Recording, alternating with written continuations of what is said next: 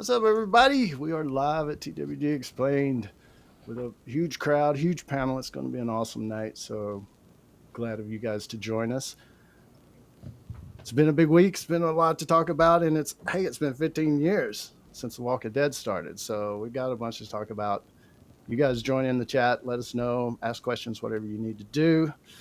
Welcome, panel. Welcome, panel. Tonight we've got Brian from Shook Earth Media. Hey, Brian. Hey, thanks for having me. Happy to be here. You doing well? You doing well? Absolutely. Nice. Got my Walking Dead shirt on.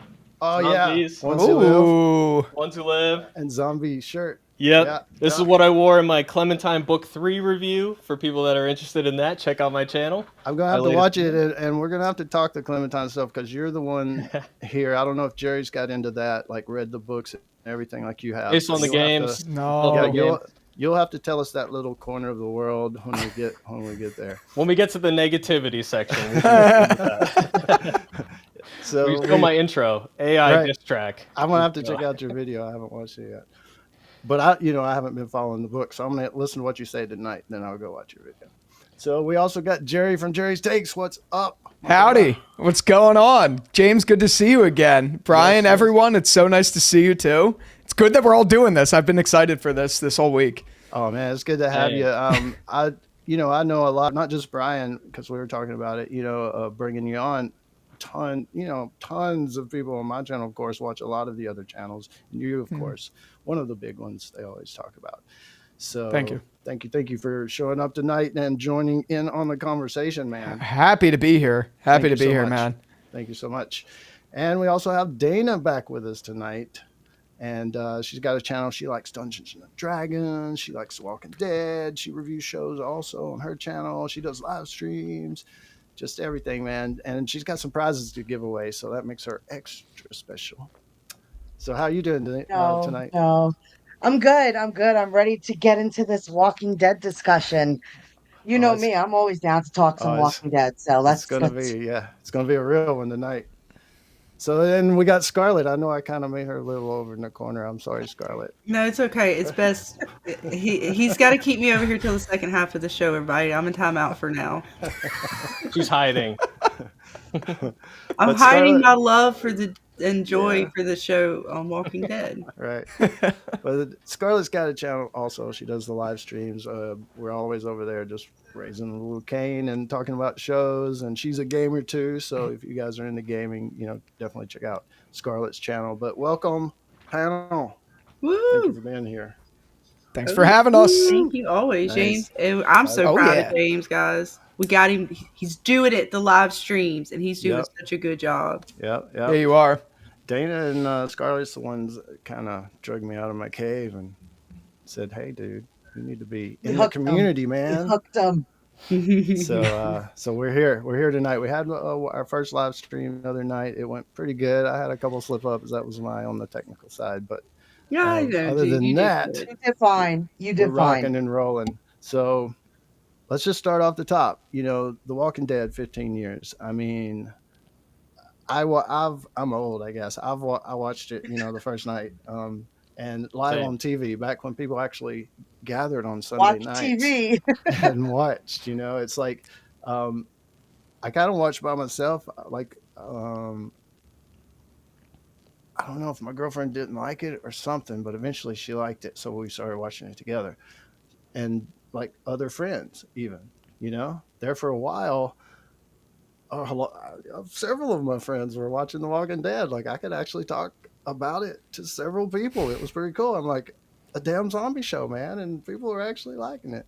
So, but then they didn't watch it anymore. Like after like season 3, 4, they started dropping off actually. And in my friend base, there was nobody to talk to. So I said I should start a channel and find friends online to talk to about. So here we all are, right? But it's had its ups and downs, that kind of thing. But in all the bad that we could probably pour out of it, there's a lot of good, a lot of iconic scenes, a lot of amazing actors and characters and story arcs. And, even though I said a big F you to Greg Nicotero the other night, he's done some amazing damn makeup work and shit, man. No, you just can't deny it. So, Oh yeah. It to me, I think television itself, of course, changed over that course of 15 years, the way we watch television. But I think The Walking Dead itself changed television in a little way itself. What do you guys think?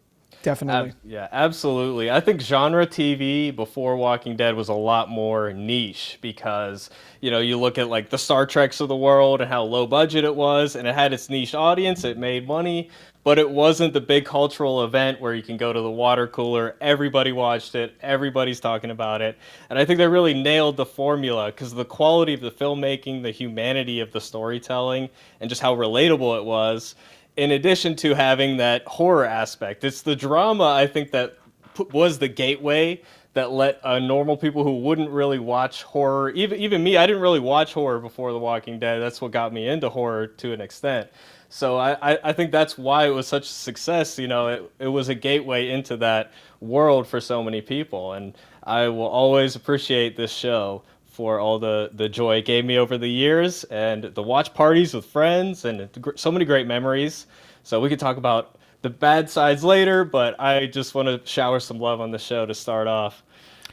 Yeah, I'm gonna chime in there and say I completely agree. I feel like everyone thinks my channel is just a hate channel as far as The Walking Dead, but the whole I thing get it is, too, man. Yeah. But the whole thing is I wouldn't be talking about it, just like James said. I wouldn't be talking about it if it wasn't the event television that it actually was. I think it really, in a lot of ways, started I guess you could call it event television movement. It was one of those first shows where you're around the water cooler, like you're talking about. People are talking about it constantly. It really was the first of its kind, especially in its genre that way. And it was so good because it had so much heart to it. That was the best part about the earlier seasons of the show. The show had heart, that relationship, that family. It was just such a beautiful thing on top of a zombie apocalypse story. It was just such an incredible show in its prime. It really was. Oh yeah. Yeah, it was an amazing show. Definitely. Nothing beats that pilot. Yeah. I can literally remember that pilot from like it's yesterday. I could tell you anything you want to know about that pilot. It was some of my favorite television. And yes, the Walking Dead had its stuff throughout its run, but some of the best storytelling in my Absolutely. opinion. And and like you said, a world where it's shit. Like, and the iconic villains. Like you got to give it to Kirkman for the villains he created. Oh yeah. And I mean, the TV show they do the best they can on the network they were on, but some of the most disturbing villains I think I've ever come across in my experience of just watching stuff. And it's just you don't want to root for the villains, but they're so evil, they're good. Yeah. Yeah. And Can't look away. You got to give it to Kirkman. It was great. You got to give it to Kirkman because we have seen, I think now, since we're at this point, 15 years in, that without the source material, they didn't do the source material justice there at the end either. But they're not the greatest writers after the fact because they don't have that to pull on. So if you really look at it if you look through the TV show to the comic, which they did really pull a lot from, it's Kirkman. It goes back to Kirkman, and the story he created initially. And so, I mean, characters, I have to say, and a lot of people don't agree with me, but I do think Rick Grimes overall is one of the just most iconic characters in all of literature, not just current. I mean, it's crazy to say that, I think, but he's big. Definitely. And if you look at that first pilot, I mean, Morgan was really the heart of Morgan and Rick were the heart of that first episode. And that moment at the end where you get the catharsis with the bicycle girl at the same time you get the catharsis with Morgan's wife, that was the moment where that cemented, like, this is the real deal. Like, this is filmmaking, like, at its finest. It's all about the emotions and just that crescendo. Like, I still get chills thinking about it right now, and that was 15 years ago. I watched it when it came out, that same night it premiered, and, it's just still just as powerful as it ever was. And you got to give props to, obviously, Kirkman for creating the story and the characters and everything to begin with, but you got to give props to Frank Darabont as well, because he really brought the heart of his sensibility, his humanity. He brought all of that into these characters and really brought it to life in an unmatched way, I think. And the performances he was able to get, just incredible, just so inspiring to see, for sure. Yeah, that first casting, I mean, it's amazing how they put them up next to each other, and it was just so spot on, like the casting, and not just that they look like the comic characters. They, to me, they were all decent actors in the beginning. They wrote Andrea kind of sideways, and Carl and maybe Laurie was not as entertaining all the time, but they fit the bill, man. And until that core group really broke up, it was pretty solid. It was pretty solid. Yeah, definitely. I mean, two British guys playing, men from right? Georgia. You just bought it. They pulled it off. I didn't know those guys beforehand, and I pulled see it them in off. an interview, and they're speaking in their accent. I'm like, what is going on? When you hear them for the first time, it's like, whoa, you're actually from Britain? Yeah, it's dude. crazy. And that's crazy. Well, I saw Morgan in Jericho. I don't know if you guys ever watched Jericho. I've heard it's great. He sold it in Jericho too. You thought that man was as American as American. So I loved his acting from Jericho. And when he was casted for this role, I thought he was going to do a really good job. He's a really good actor in those kind of emotional kind of roles. And him and Rick, they bonded over their grief. They are two characters that in this story, I want to talk about been through stuff. Like they always kind of wandered into each other's, space at the right moments. Yeah. It was always when they needed each other most is when they popped up. And Right. they were always able to kind of dig each other out of those moments of, that they were going through. Yeah. And I loved that dynamic between them. And I loved how they brought that more to life in the TV show. That's one thing I liked, that we actually got more of that side Right. in the live action than we actually did in the comic book. Yeah. And that is something I enjoyed. Yeah. Absolutely. Yeah, that's a beautiful way of putting it. I never really thought of it like that. But like Clear Morgan, when he's at his lowest, that's when Rick showed up. And then, when Morgan shows up at, back at Alexandria, that's when Rick was like starting to break down. So he showed up right as, he just killed somebody, I think, right? So yeah, that's a beautiful way of putting it, for sure. Hey, and I'm not neglecting the chat. It's just going pretty fast, and we've got a lot to talk about. So I love all of you guys. Like, hi, everybody. Ed, it's great to see you here, man. And everybody. I mean, I'm seeing all kinds of names from different places and times on the channel and stuff. So just everybody, we'll go through the comments a little bit more, maybe here in a second. But I see Brian, I see Simba, some of my regular Hey, viewers. guys. What's up, guys? There's a lot of Right, good we ones. see on Jen there. and Vic. Yep. A lot of big community. Thank you guys for showing up and joining in.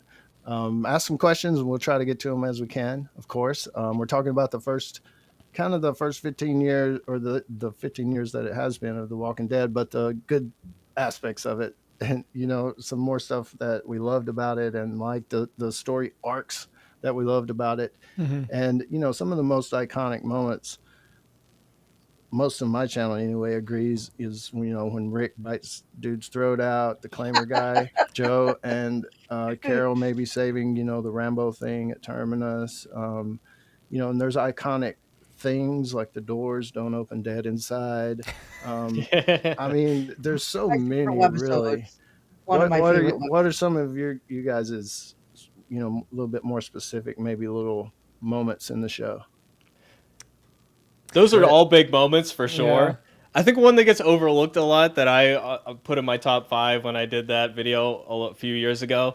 I really like the Morgan episode with Eastman where he's on his own. It's like a kind of its own movie, and I think that image like of Morgan being trapped in a cage that was never locked was like so powerful to me because Yeah. it's like I've been in that place, you know, not to such an extreme degree, but where like you feel like you're stuck in this mindset, whatever like mental hell you put yourself in, and the door was open the whole time, and it's just you keeping yourself in there, and yeah, just seeing that character go through, you know, all the worst and then coming out the other side, you know, being more peaceful and stuff like that, just the ups and downs, everything. I really connected with that episode personally. Same.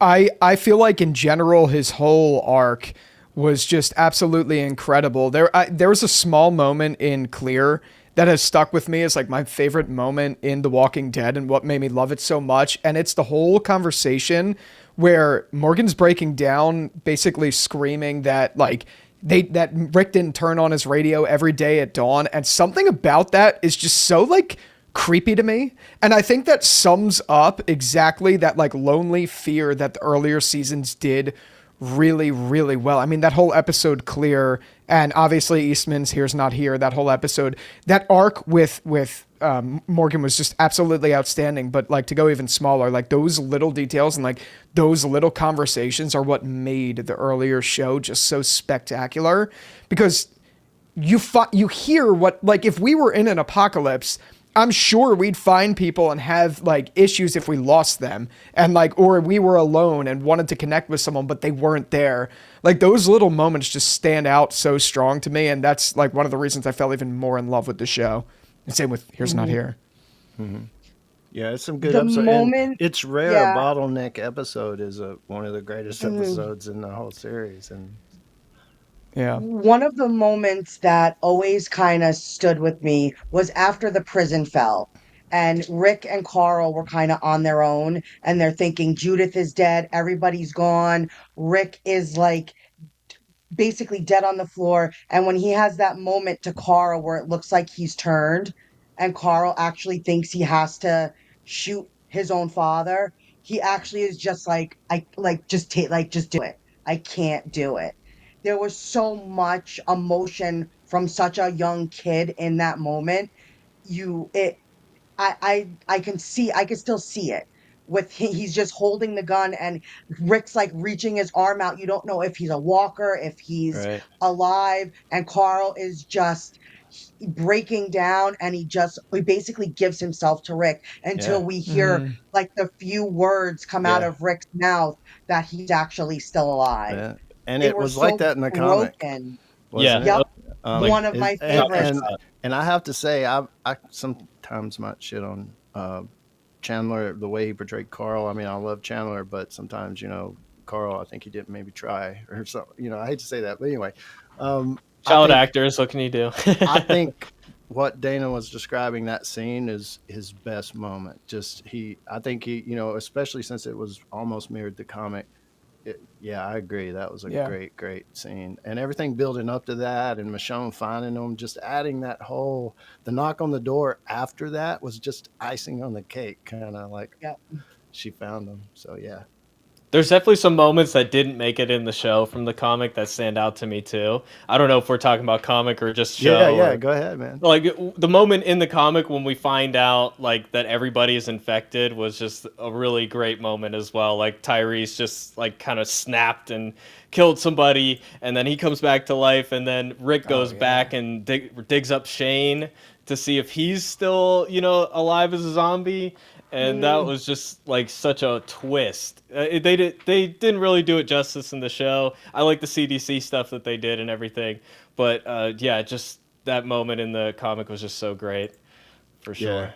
Yeah. There's a lot of comic moments too, man. I mean, we could almost spend a whole couple hours just on one or the other, you know. Yeah, definitely.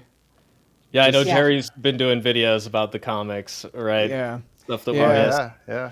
I love the comics. I mean, I love them both, and I think one of the things that makes the earlier Walking Dead so great is the moments where it deviated from the comics were also really well appreciated, like the CDC moment. Definitely not the same as the comics, But I think that suspense of Rick knowing and then eventually having to tell the group was a really good deviation in and of itself. Obviously, it doesn't compare, in my opinion, to the comics. But then again, like, Daryl wasn't in the show, and I think in the earlier seasons, him and Merle were a great addition. Things like that, yeah, they weren't directly adapting all the source material, but with what they did with those deviations, it worked really well at the time. I think Sophia that changed. in the barn. Yeah, Yeah. I think huge. it changed later on, but in the early days, it was so good at some of the things they deviated and appreciated. Absolutely.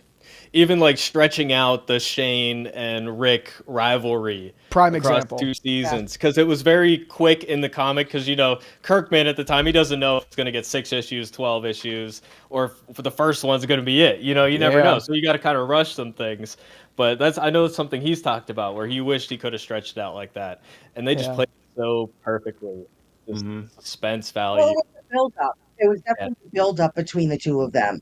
And I like it was so quick in the comic book that you didn't really get to appreciate kind of the what happened between the two of them. And seeing, and I like the addition to more in the hospital where we actually saw what Shane had to do and the little bit we got in Atlanta. I loved those additions because it kind of gave us a little more backstory that we didn't get in the comic book. So I loved seeing that kind of stuff as well. And I didn't mind the switch in Alexandria. I didn't mind that they switched the two leaders to making it the woman the leader and the husband. That bothered a lot of people, and it didn't bother me so much. Like I bought that character, and her Same. being a so woman good actually in the like comic. symbolized the safety that they were in, and to a degree, even like the fact The she was naivety. They yeah were so naive to what was going on that they literally had no clue. They were in this bubble yep of their community with walls and houses and running water, and here comes the group who are just like, they basically just ate dog. Like they are so broken at that point. And I love the scene in the barn where they all had to come together for the tornado. Like it was like they had to give their last kind of bit of strength, and then in the morning, who pops in but Aaron? Yep. It was like with such yeah destruction came this hope, but they were still so on guard. And I love how Rick just punched him. Punched his And it's ass just like, out, "Just shut up. boy. Just shut up. We got to That figure was this out. greatest. We got to So figure good. this out."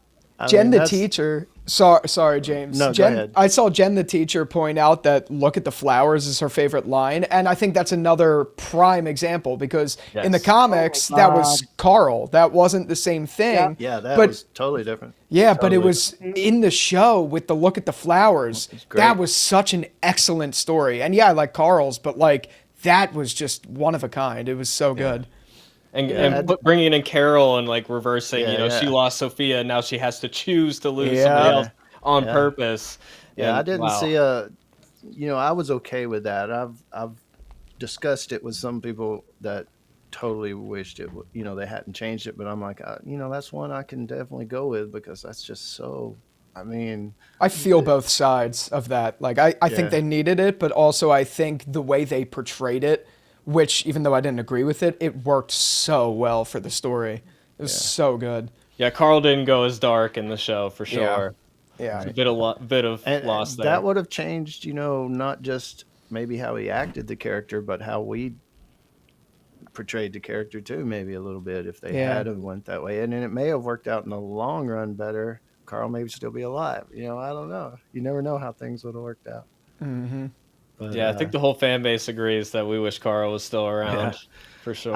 I think somebody that that was my that was I think my somebody I that couldn't- reads the comic though, that's watched the show, would just be almost every page they turn, they see a frame in the show or a line from the show or something. I mean, it really is, now that it's all over, when you go back and look through the comics, how much they really did, even when they changed stuff, Yeah. stick to what Kirkman did, and even through the Whisper War, Glenn dying. I mean, a lot of stuff that even Kirkman wrote that people were mad at, you know, that was part of the story. Actually, it's not something they changed. A lot of that stuff. So I don't know. It's just iconic, man. I think we've lived through it, and TV has changed to the. Well, I think a big part of it is important is because TV's changed so much. Will we ever have another Walking Dead? Like we had it. We may have a popular show, but I don't know. I think Walking Dead really is a unique thing the way people experienced it, if they experienced it as it played out. Yeah, it was one thing because everybody already had cable. It wasn't like you had to convince somebody. You got to sign up for this one service. You got to get AMC Plus to watch this. No, it's on It's MGM segmented or now. whatever. Yeah. The only way we can really get something like that is pretty much Netflix, because Netflix is like the big one that everybody has. It's kind of the common denominator in all of it. Yeah, but even then, they drop the whole season at once, so you don't get that build up and that like word of mouth where it's like you got to check out this show. It's really good. But yeah, leading into Walking Dead season 1, I was a Mad Men fan. I was a Breaking Bad fan. I was already a fan of what they were doing, like this higher quality, like filmmaking, movies on TV, like novel depth of storytelling, plus the filmmaking you'd see in the movie theater. And yeah, I think Walking Dead really encapsulated that so well, and that's part why it's so successful for sure. I agree. So, Jerry, if you had to pick a favorite character, who would you say?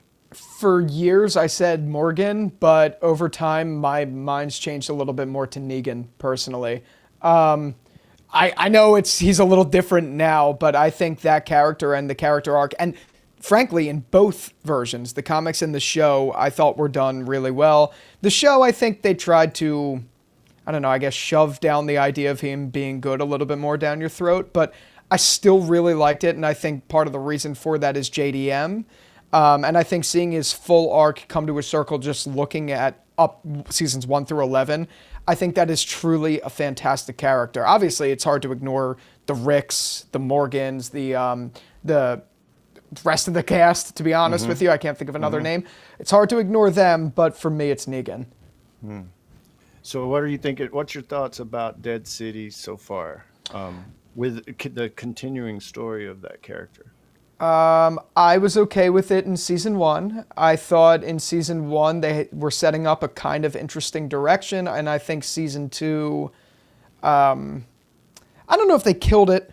I just think they didn't bring it anywhere, and they're continuing not to bring it anywhere. So I'd much rather, if we're going to see more of Negan's arc, I'm not convinced that this is the best arc that they could portray for him.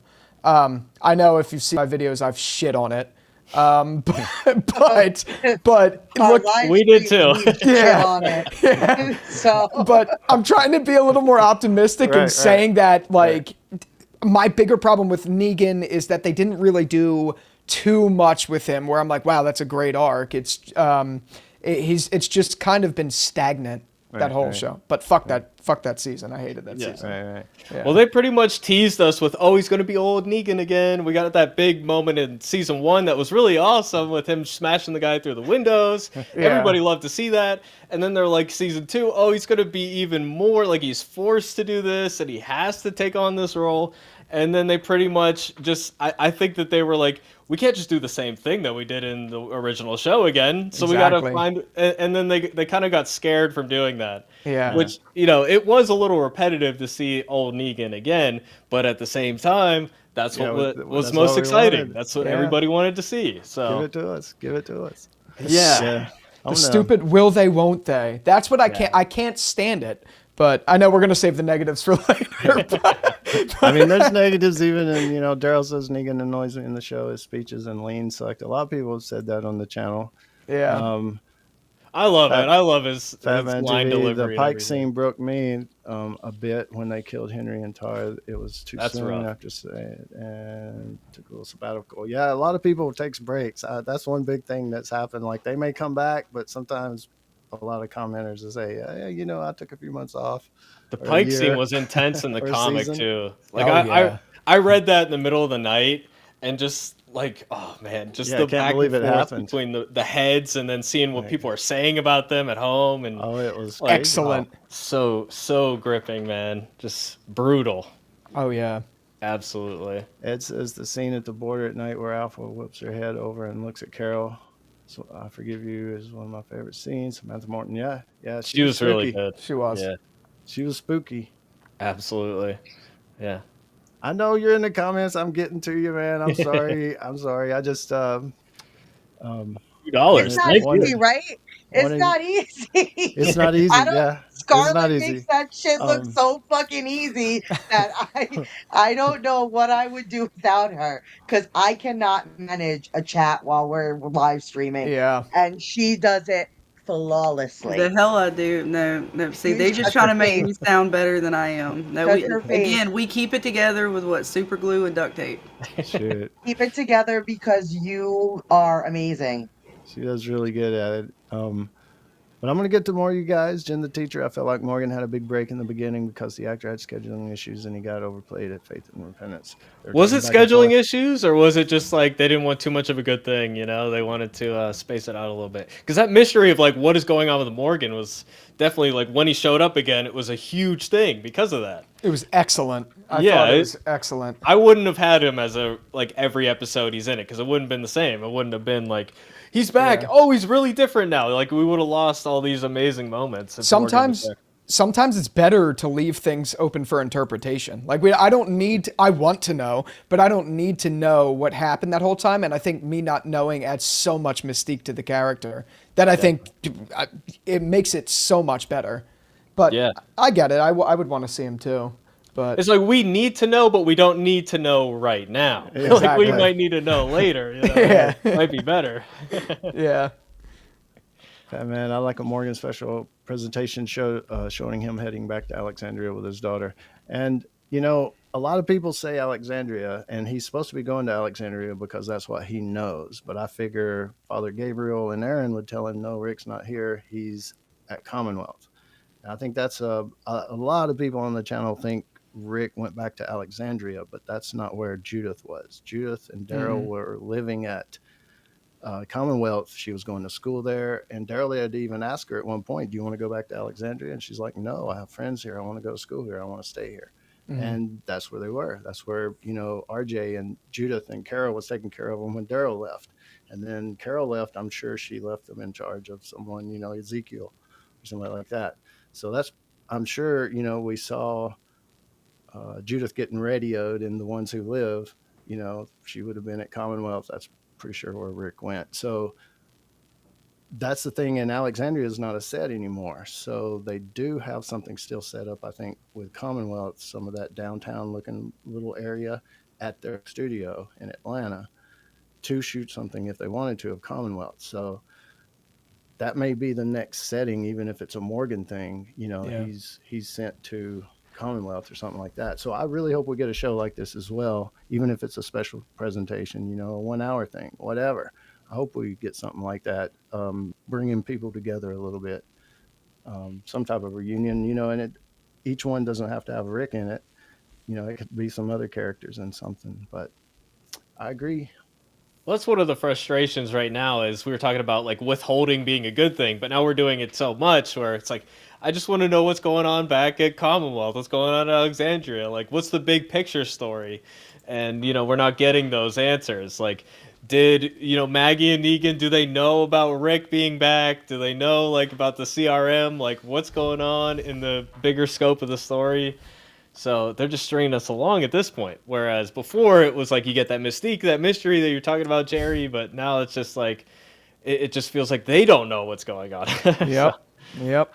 Feels Yeah. like greed. They're like, let's just keep them watching. So we're not going to tell you anything about what happens. It's just, it pisses me off. Yeah, I have same to be here. honest. My only gripe, my real only gripe with Dead City, because as a New Yorker, I love that it was in New York, and I think that is one thing that they did kind of right was showing us the landscape of New York. Yeah. Could it have been better? Yes, I just feel that the whole Negan and Maggie storyline was so forced. Yeah. Like it was just something that of all the people you could have plucked from The Walking Dead and put into that storyline, Maggie and Negan just didn't fit. They just didn't fit, and they could that whole story. I always tell James could have been its own standalone. It could have been New York in The Walking Dead. You, if they really wanted to pump life into The Walking Dead and like gravitate towards like almost a new era, they didn't need Maggie and Negan to do that in the New York story. Hmm. You could have just shown us what happened to New York in the world of The Walking Dead, and that would have been good enough. You Yeah. didn't need Maggie and Negan to carry that show. And I just feel like the two of them were so forced together in the, like you said, the will they, won't they, is Maggie going to kill him? And like, no offense, I really didn't care.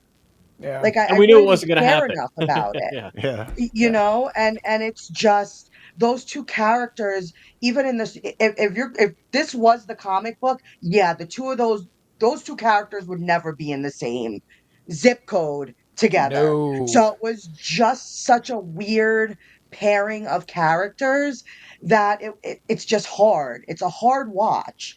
And besides the writing, and the villains were subpar, and it was just it was sad. It was just, I Yeah. feel like it was such a grab to just try to keep life into The Walking Dead, and they could have done it with a New York story by itself. Yeah, I agree. As a New Yorker too, I agree. Like seeing the setting is cool. The idea of it being in places like there were so many shots, even if some of them are now filmed in Boston. There were so many shots where I was like, oh my god, like I walked by here or whatever. I mean, Yeah. obviously when Yeah. they're talking about the St. Patrick's Cathedral, that looks nothing like it in real life. But whatever. Anyway, I agree. I think what holds it back entirely is Maggie and Negan because of that will they, won't they. There is like they put so much of a focus on it when there is a lot to explore in Manhattan. That idea of them bringing back power to Manhattan at large, I think is a great creepy Right? idea. But then when you Right? have it will they, won't they, where Maggie's like, I don't know if I love Negan, I don't know if I hate Negan, like blah blah blah the whole time. It's like, shut the fuck up. Let's just look at the story. Yeah. Seriously. Yeah. Yeah, Yeah. the And intro where we see zombies Herschel was just everywhere. so annoying to watch. Yep. Yeah. Herschel Yeah. was just There's so not. annoying to watch. Yeah. But like So the intro scene where we get the zombies all over the streets and we get the bridges exploding, that almost would have been a better show just Oh, to see yeah. that play out in Oh, real yeah, time. an origin story. Imagine like Ed says here. What are your thoughts on an origin story with new characters in a different country, or even America? Yeah, even a New York origin story as it was falling. You know, that would be. Yeah, let's do it. Sick. Yeah, absolutely. I think like Okafor, I said this in a recent video, Okafor from The Ones Who Live would make for a really good origin story on the East Coast. Like you have him bombing Atlanta, you have him going to bomb Philly, and then he bombs the people in Link, and stuff like that. Like that could have been a good surrogate for a new story showing the early days. Like, yeah, Fear the Walking Dead did show some of the early days, and that was cool and all. But I think they went past it a little too quickly and didn't focus on the more subtle moments of the start of the fall. And New York City, the tri-state area, is a phenomenal setting for that to have done something in. And they had the potential right there with the Okafor character, but Man. And It is because they had the right idea. New Yeah. York definitely would have broken up into these gangs. It definitely would have been about territory. It would have been about, who runs what, who claims what. And that aspect, I feel like they just zipped through that and killed off so many of the people that would have been a great addition to that story. And now I feel like we went 2 seasons and we're back at the beginning. yep. Mhm. yeah. We snuffed out all these great characters that could have been a real interesting concept, to where we're now back to what, the old lady, like, uh, I don't know. Yep. She is a horrible villain. Yeah. Oh Yeah. yeah. And the way that played out, man. I mean, I just have to say it again. I'm sure I've said it several times, different places. Her getting burned and she lived through it, and just that whole thing. It's like I'm sure it swapped it maybe out. looked good on paper, but it didn't look good on screen. Like, So stupid. James, the way they misuse fire in this show. Yeah. I mean, I have plenty of gripes when it comes to how they, if you're going to use fire in a TV series, use it appropriately. Don't pussy out on it, and then later we're going to use the flamethrowers, but we're really not going to use the flamethrowers. We're going to light the fucking pews on fire and set zombies. You could have lit the zombies on fire, right? No, we didn't have a problem setting the zombies as bombs early on, but now it's like, no, the zombies, we'll let them like hurdle in the middle where they have plenty of opportunity to fight back, where we have flamethrowers and zombies. But we'll wait till the fucking evil dude has his chance to get his hands on the flamethrower. Then we'll use the flamethrowers. Oh, I'm sorry. I'm not supposed to think. That's right. I wasn't supposed to think. Yeah, you're supposed to shut off your brain and not have a problem with anything they do. And that bitch too. I can understand someone. The candles and shit were on her. I can understand someone with a the flamethrower fetish that when they get to use flamethrowers and don't get what they need. I was not satisfied with the fire. I totally get it. What if I just pulled out a flamethrower right now? Oh God, would you? You'd probably do a better job, right? They'd probably look more badass than what they did. Yep. It's a good comment from Kim Phoenix. I completely fucking agree. I'm sorry. I don't mean to curse that hard. The bear. Yeah, it's the same thing they did in season 1 with the walker that was like fused together, all the different walkers together. Where it's just like something for the trailer, and then we'll have it on screen for 10 seconds and just you not capitalize on it at all, not even really make it a big part of the story. It's just like just there for the aesthetic, and then it's gone. Right. It's so lame. Oh, and the scene in Central Park irritated me so much. Like I was just like, basically it's like they just were like, okay, walkers, eat me. Like, come on. Like, I just feel like it was just the tropes in Dead City. I was just like, oh God. Like I didn't like, just watching it, I got more and more disappointed. Mm-hmm. We've all been fighting zombies for 12 years, but whoa, there's a stealth zombie. Oh, I'm dead now. Seriously, I think everybody who got attacked by a walker in Dead City was bit in their neck. Yep. Or Right. like bit in a way that is like, come on, anybody who's been this deep in the apocalypse is gonna know better. It's gonna know better. It's going to They're be gonna have something to defend themselves. It was too I don't want much. to be a part of the cult that is okay with walkers eating you or whatever. If you've survived 20 years into an apocalypse or 12 or whatever, the chance of you dying from a walker is like it should be way lower. It should be like, it would be more rare to get killed by a walker than it would be at this point in the apocalypse. Yeah. And you'd think they would dress to be like covered up their skin as much as possible. Exactly. Yeah, if they're going out, was like so determined to be quiet, but yet in the end they all start screaming. Shooting guns. Like, what are we doing? I'm sad. What is this? What that is was this? so lame. And they introduce them with like, "Hey, you guys are too loud. How dare you be so loud in our central park?" Whoa! Our leader said, so now we all must die. Like, Oh my god. And they're just like, "Yeah, we'll just let zombies eat us now. Like the plot needs us gone. We're another character, We're not gonna group we think don't it through need too anymore." much. No. Well, that's what they do, right? That's when the zombies get to do what they do. When we need to take care of a character, don't worry, there's a zombie around. That's when you don't know how to fight a zombie, right? Exactly. Yeah, and that's the thing about really the spinoffs in general, Ones Who Live and everything. The characters that are left have these superpowers, plot armor, whatever you want to call it, that they can't die.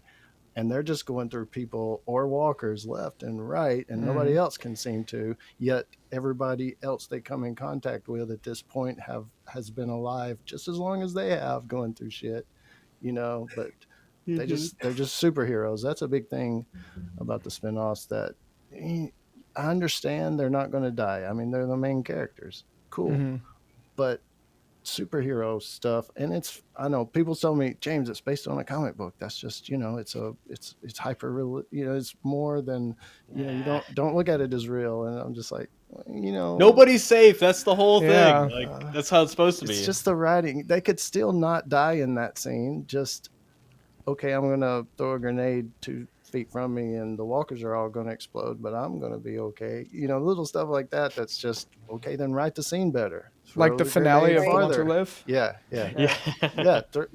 Write it different. Yeah. Yeah, don't get me started with The Ones Who Live. We waited all this time for Rick to get his freaking hand lopped off. And it's like, this is when why? Why? Should have just left it alone. Should have just left it alone. I didn't need that throwback. I didn't need that comic. Like, hey, yeah, I'm finally Rick from the comic book. You could have done that friggin' 12 years ago. You chose not to. Leave it alone. Like, that irritated me more than made me happy.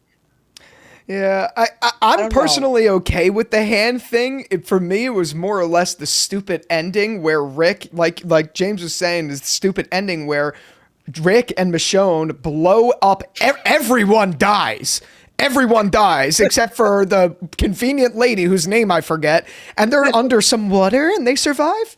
That made no sense. That's superhero writing. You're writing like it's fucking invincible. Yeah. That made no sense to me. It's like, what? And then they take off their masks when they're up on the thing, when the thing killed everyone. Yeah. Put Michonne in her place for a year. I'm sorry, it just drove me insane. No, same here. Just completely unguarded, just all these explosives right next to the important meeting where everybody is conveniently located. Yep, and 3 people live somehow. It's Somehow. so crazy. Yeah, and then what was the line? It was like, love doesn't die, or something like that. I forget love what doesn't die. I don't even remember. But I love that show up until Same. that last episode. Same. It was so good. I mean, Brian, you're a film guy. Let's say we were writing a script, and I wrote that final scene as it was, as you saw it play out, and Michonne going, "Love never dies," all of that, and you read it. Would you be honest and tell me, James, this is kind of corny? Well, let me first say, in this situation, are you paying my salary? See,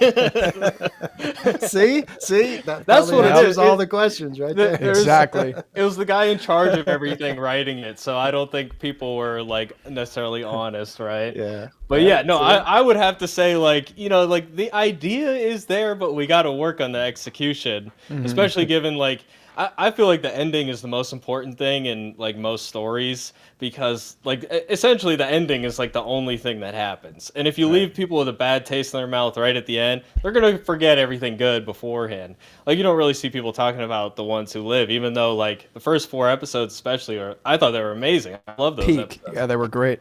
Yeah, like the best Walking Dead spinoff, like not even a comparison really. But that last episode kind of spoils it and makes it hard to like recommend, Yeah, it's kind of crazy. But yeah, Ed I Morris- would have. I would have. Yay, James, you got a super chat. Yep. Ed $5. Ed's keeping them coming. I'd be wearing a police dog training outfit everywhere I went, right? Duct taped all up, something, just all kinds of pads everywhere, especially if I go outside the walls. And maybe on that note, James, we'll do our first giveaway. Woo, Oh, yeah, who's that's gonna right. be the lucky winner? All right, let me show Let's a couple go. more. Fatman TV. They're the ones who live. Vic said, "Love never dies, but shows sure do." Yep. And again, any rules and stipulations on the contest, I believe only ones are that you have to be in the United States. Yes. Mostly because of customs and stuff like that. We try to ship things. We've had a lot of problems in the past. So, unfortunately, United States only participate. Or if you do live outside the United States and you do have you have somewhere in the United States that we can send it to, that works as well. Yes. Just so you guys are aware. Yep. Everybody watching in the comments, if you type #prize in the comments, you will be entered to win. What are we going for? The dog tags Yes, first? we'll do one of the dog tags.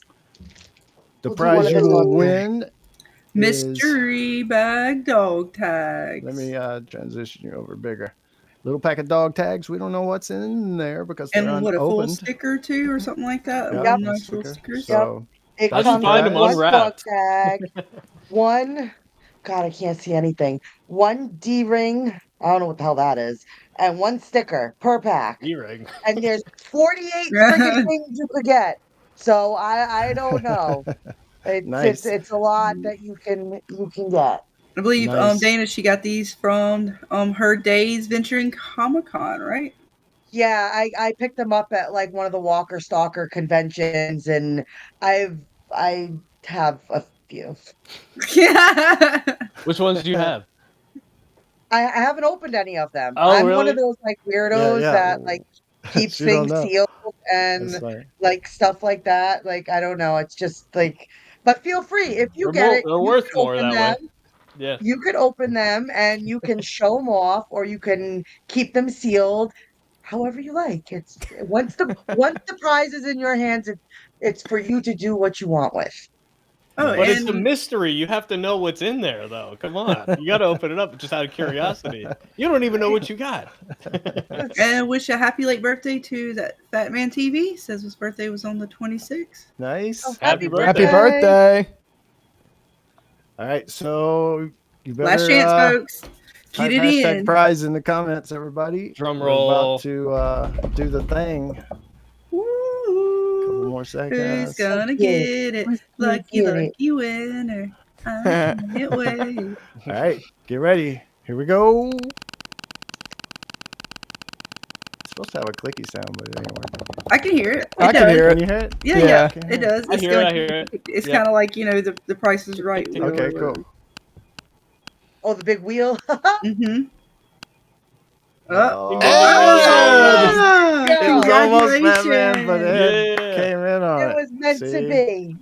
It All was right, meant Congrats. to be. Ed. I'll Awesome write that sauce. down. Congrats.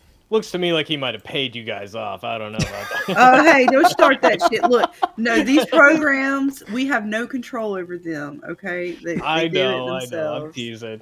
I know. So let me put that back. Yay. Yay. And again, you could reach me in the Discord. So if Vic or Jen could drop James's Discord, you can find me in there just to send me your address. And I keep things personal and confidential. And I am known as the shipper of prizes. She is. Yep. Oh, yeah. I got We my all from have, stuff. Yeah. right? Bring my Yes. talisman out. Oh, Nice. mine's hanging up by the door. Oh, it's The by the door appropriate for good place. luck. The Yeah. appropriate place. That's cool. Yeah, I keep it on my keychain so it keeps me safe from the monsters at all times. Right? I Got a little can't- backup. Can't wait for season 4, by the way. I know this is a Walking Dead Ooh. stream, but I Well, can't wait yeah. for season 4. Oh, You're yeah. more than welcome We're to from join that. our. Oh. Yeah, we do like a round table thing. Dude, Yeah. The more the merrier. Oh, Yes, that's great. how we Wait. met Brian, and that's how we Yep. met James. We do something called the From Content Creator Roundtable. So every Monday night after The Walking Dead, we get together with other content creators who love From, cover From, and we officially just bring the community together because good. there wasn't one place where you could hear more than one voice. So we really enjoyed bringing content creators from all walks of YouTube to come in and be able to just talk about the show. That's So great. we ask questions, we do some giveaways, and this is going to be the first season where James will be joining us as a co-host. Nice. Yay. Yay. So you get to ask questions from the other Yes. panelists. Yep. Cool. Scarlet does a much better job at handling the chat when she's live. Also, Shit. she, We Yes, do she what we does. can. She involves Mm-hmm. them better. I'm learning. I'm learning as I go, man. I need to Yeah, figure out man. how you get the comments on the screen. I've been live streaming forever and I just read every single one. And by the time I'm done, I'm like, I can't figure out how to do it. What are you using? I use OBS. I need to Okay. figure out how to do Yeah. the clicking thing that you're doing. Okay. What- Well, OBS. Maybe is- I StreamYard think- or something like that. Yeah, I think Yeah. StreamYard? OBS, you're Yeah. gonna have to get one of those extensions where it actually, like, I think pops the Yeah. chat up You or can something. use an extension, but it's just complicated when I It tried it. is. So it's StreamYard's better. Yeah, StreamYard. I use this- EV Mux It's called Okay. TV Mux. and StreamYard it's, is too expensive. It used to be better, but now they're outrageously priced for what they're doing. Yes. Yeah, it's got a lot of functionality, man. All I right. think you would go, holy shit, this is awesome. Yeah. Deal. That's what I did. Deal. That's what I did. Yeah, I'm not good with the streams. I have no idea what I'm doing, like at Yeah, all. man. Yeah, All come right, on. cool. Yeah, if you happen to do that, I mean, you've got a huge community just right here with all of us. That we can definitely keep it all rocking. It's a full Yeah. schedule a lot of times doing everybody's streams, but it's awesome. It's good. So it's fun. You're more than welcome to join a roundtable discussion if you'd like to be a part of the Fromily. I would love to. Whoop, Oh whoop. yeah, so excited for love that it. show. Same. I can't wait. Like Ed's still throwing up the super chats, I man. know, man. Ed's shooting it He's out of the in park. it. Ed's a long. Like I say, I've been doing this 9 years. I don't know if he's been the whole 9, but it seems like it. Ed's been there, and so he's definitely a long time supporter, and a lot of you guys have been that I see in the chat and stuff, and I know watch the videos. So, we're all content creators that's on the panel and stuff, and I know I'm speaking for everybody. We love you guys and your support, watching our channels and stuff like that. It's pretty amazing. Pretty amazing. That's right. Absolutely, heart. Right. Hell the chat. Hard We to. wouldn't be here without you guys. Yep. Literally. That's why For we do the sure. giveaways. It's definitely a reason why I love doing the giveaways. And some of it, we have this awesome friend to the panel that is, his name is Nick, and he makes such awesome stuff. He makes these lights and he makes full-size talismans, which I will be getting another batch when the next season of From starts. But just unfortunately, you will have to string them and whatever yourself. I will not be stringing up any more talismans. So you will She did I her will provide time. the string. He said, I "We're will done provide with the this, string. people." I will provide it for you, but you will have to figure that out yourself. Well, because the talismans are 3D printed, and although they look very good and even stone-like, they're not. So it's slippery when Dana's trying to put the string around it. It's not easy. I felt that was bad. Didn't want to pull up. I think it took me a whole weekend to do 50 of them. No, That's she still- did. that's Yeah, still a like lot she did a anyway. whole I mean, bunch. Wow. It was That's a crazy. lot. And she sends them out and stuff. So Dana's Yeah. amazing. She's a New Yorker, Jerry. I guess you guys already know that, but yeah, she's pretty amazing, especially with the prizes. So thanks so much Mhm. for that. I And try my hardest to hide she's helping me my manage New York accent. yeah. She helps me manage I my try to Discord talk too. proper. We all know, though. We all know. Yeah. We see Can't through, hide it. We see through your disguise. Embrace it. I Embrace know. it. Yeah, you got Especially to. when I get feisty, don't get me feisty because then the real Italian New Yorker comes out of me and it's just I'm a trope. I'm a walking trope. Oh no, Dana. Great Gold says the magic don't work unless you put it together, Dana. Oh, well, maybe we'll have to hire you, Great Gold, and you can be our new little helper assistant on that. It's the same kind of magic, right? As long as it's put together by somebody. Yeah, then you get to hang up on the door, and then you can say, "I got a fucking rock by the window." You right? We'll see you Yeah. later, Definitely. LMC. Thanks, guys, that have to pop in and pop back out. Appreciate it. Appreciate it. Yeah.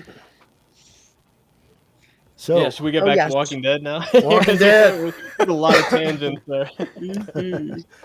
there's It's what happens. It's what happens. Well, speaking of being thankful for fans, should we transition to that topic? first, you guys let me know. Let's just think for a minute. And this is definitely personal preferences and stuff. We've had 15 years of The Walking Dead. Mhm. I could see Scott Gimple trying to take it another 15. Ugh. What do you guys see in the future of The Walking Dead?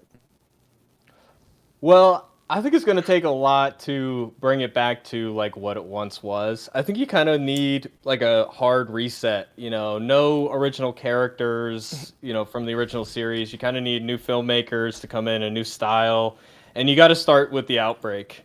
And I think we got to put it on ice for a couple of years to get to that point. But Yeah. I know that they're not going to do that. They want to do the next generation where all the characters have kids, and we're doing a show with that is the kids all grown up with Judith and RJ and everybody. And I don't know that the fans really want to see that. I mean, maybe if you execute it right, it can be great, but it's just not going to have the same, intensity that like the Outbreak, if we start at the beginning with all new characters, I think that's kind of more of what people want. They've got 1,000 stories if they would do that. And the thing about the continuation with the next generation, it just like they nix the CRM story, they nix the Lady in France or whatever. It's like, okay, what would the story be? Yep. They would have Yep. to really, really like make some up something, and they're just not good at that. Yeah. And it's I don't know. I hard wanted to the think about. end game where all the stories converge and it's CRM versus Commonwealth. I wanted this big epic finale. Yeah, most people did. Yeah. I think some of the best shows know when to end. The difference is The Walking Dead was such a phenomenon, so AMC never wants to give it up. Realistically, I also agree, Brian. I think they deserve and need time off, like time to let it rest. And the problem is, I think like that would be good, and I would have faith that they would use that time appropriately if it wasn't for Scott Gimple personally, for me, because we felt He's that the way about. problem. I think so too, because we felt that way about The Ones Who Live, and The Ones Who Live did have a couple good episodes. Because guess what? They had a lot of fucking time to develop that idea. Yep. However, they didn't execute it the way they could have. And I do blame that on Scott Gimple because he killed off the world building aspect. He killed off the CRM, which I know we didn't all love it in The World Beyond, but that was such a critical element of this story. And they did it justice in this story for them to just kill it all off and be like, the CRM is a peaceful place now at the end. Like, Yeah. come on. Yeah. Those things make me think that they absolutely need to just give some time. They're not going to do that because it's a business. Right. Yeah. But they will go in the more kid direction. And the best thing they could do to give it time and still have content, those thousands of possibilities of early stories. Just wait on the next generation a few years, 10, 10 even maybe. Like they could wait a long time if they wanted to, and have if they started a couple of early story series and the fans liked them and stuff, they could drag that on a little bit, 6 years, 8 years, something, and then have a next generation maybe. Because we're kind of the fatigues of those characters, that story, I mean, the fatigue is also kind of, there's no apocalyptic stakes really anymore, or at least in this world they're building. There could be if they set up the universe correctly, but now that we are 20 something years into the apocalypse, we're establishing the Commonwealth. It's 50,000 strong. It's a real community. At this point, with this crew and how they've done it, I'm not convinced they could tell a story of the next stages of this apocalypse well. Right. They were way better at the helm of it, and it's a little harder with this group for me to see them doing something convincing going forward in this apocalypse. Right. And I did a video on my channel once, and it was it's a theory, so don't take it like I've heard it somewhere or something, but just looking at the big picture, it seems like they want to carry the story forward and not do early day stuff, maybe because of the same reason they ended it at 11, and we may not ever have a season 12, specifically The Walking Dead main show, is because of the rights issue, the Kirkman thing. The main series ended at Commonwealth just like the comic did, even though it didn't end the same. That source material was over when they went past season 11 of The Walking Dead. So there may still be some type of, if they go back and do early days Walking Dead, Kirkman gets a little more money, or there could be some type of rights issue tied into it, that if they do new story past season 11, they don't have to pay Kirkman or pay somebody, or it could be actually a something like that, but I'm not sure. I feel like it's more of a budget thing. Because, like, believe it or not, Dead City and Daryl Dixon has a higher budget per episode than the original main show did. And the reason why they wanted to end at season 11 isn't because they wanted the show to end. It's because they have this massive cast and they have to pay everybody whether they're in episodes or not. Yeah. So they wanted to separate off the most popular characters into their own shows. Shrink everything down. Yeah. And the reason why we did time skips in Fear season 1 is because the outbreak is very expensive to show. And I think that's really why they're hesitant to do that, because they had this golden opportunity. They even did a little bit of it in Tales of the Walking Dead. I think that's one of the big fumbles that they really had, because that show was basically, it could have been the testing ground for what spinoffs people want to see.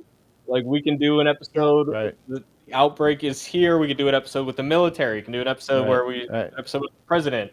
We can do a Yes. past community and see the origin story of that. We can do, this character, bring them back that we didn't know what happened to them. We find out. They had all these opportunities, and they did small scale stories with like 4 actors in them and not that many zombies, and they just wanted to save money. It comes down to budget, because AMC is a pretty small company compared to the big dogs. Yeah. Right. Yes, you're so right. I think Fear would have been so much better as an anthology compared to its own standalone kind of spin-off show. And that could have been the doorway. Okay, you could have shown a glimpse of New York in there.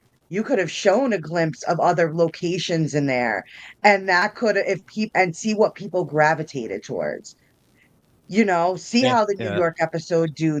Throw an episode in Florida. Like, who cares? Show other parts of, even overseas, if you wanted to dabble in Paris and all those places.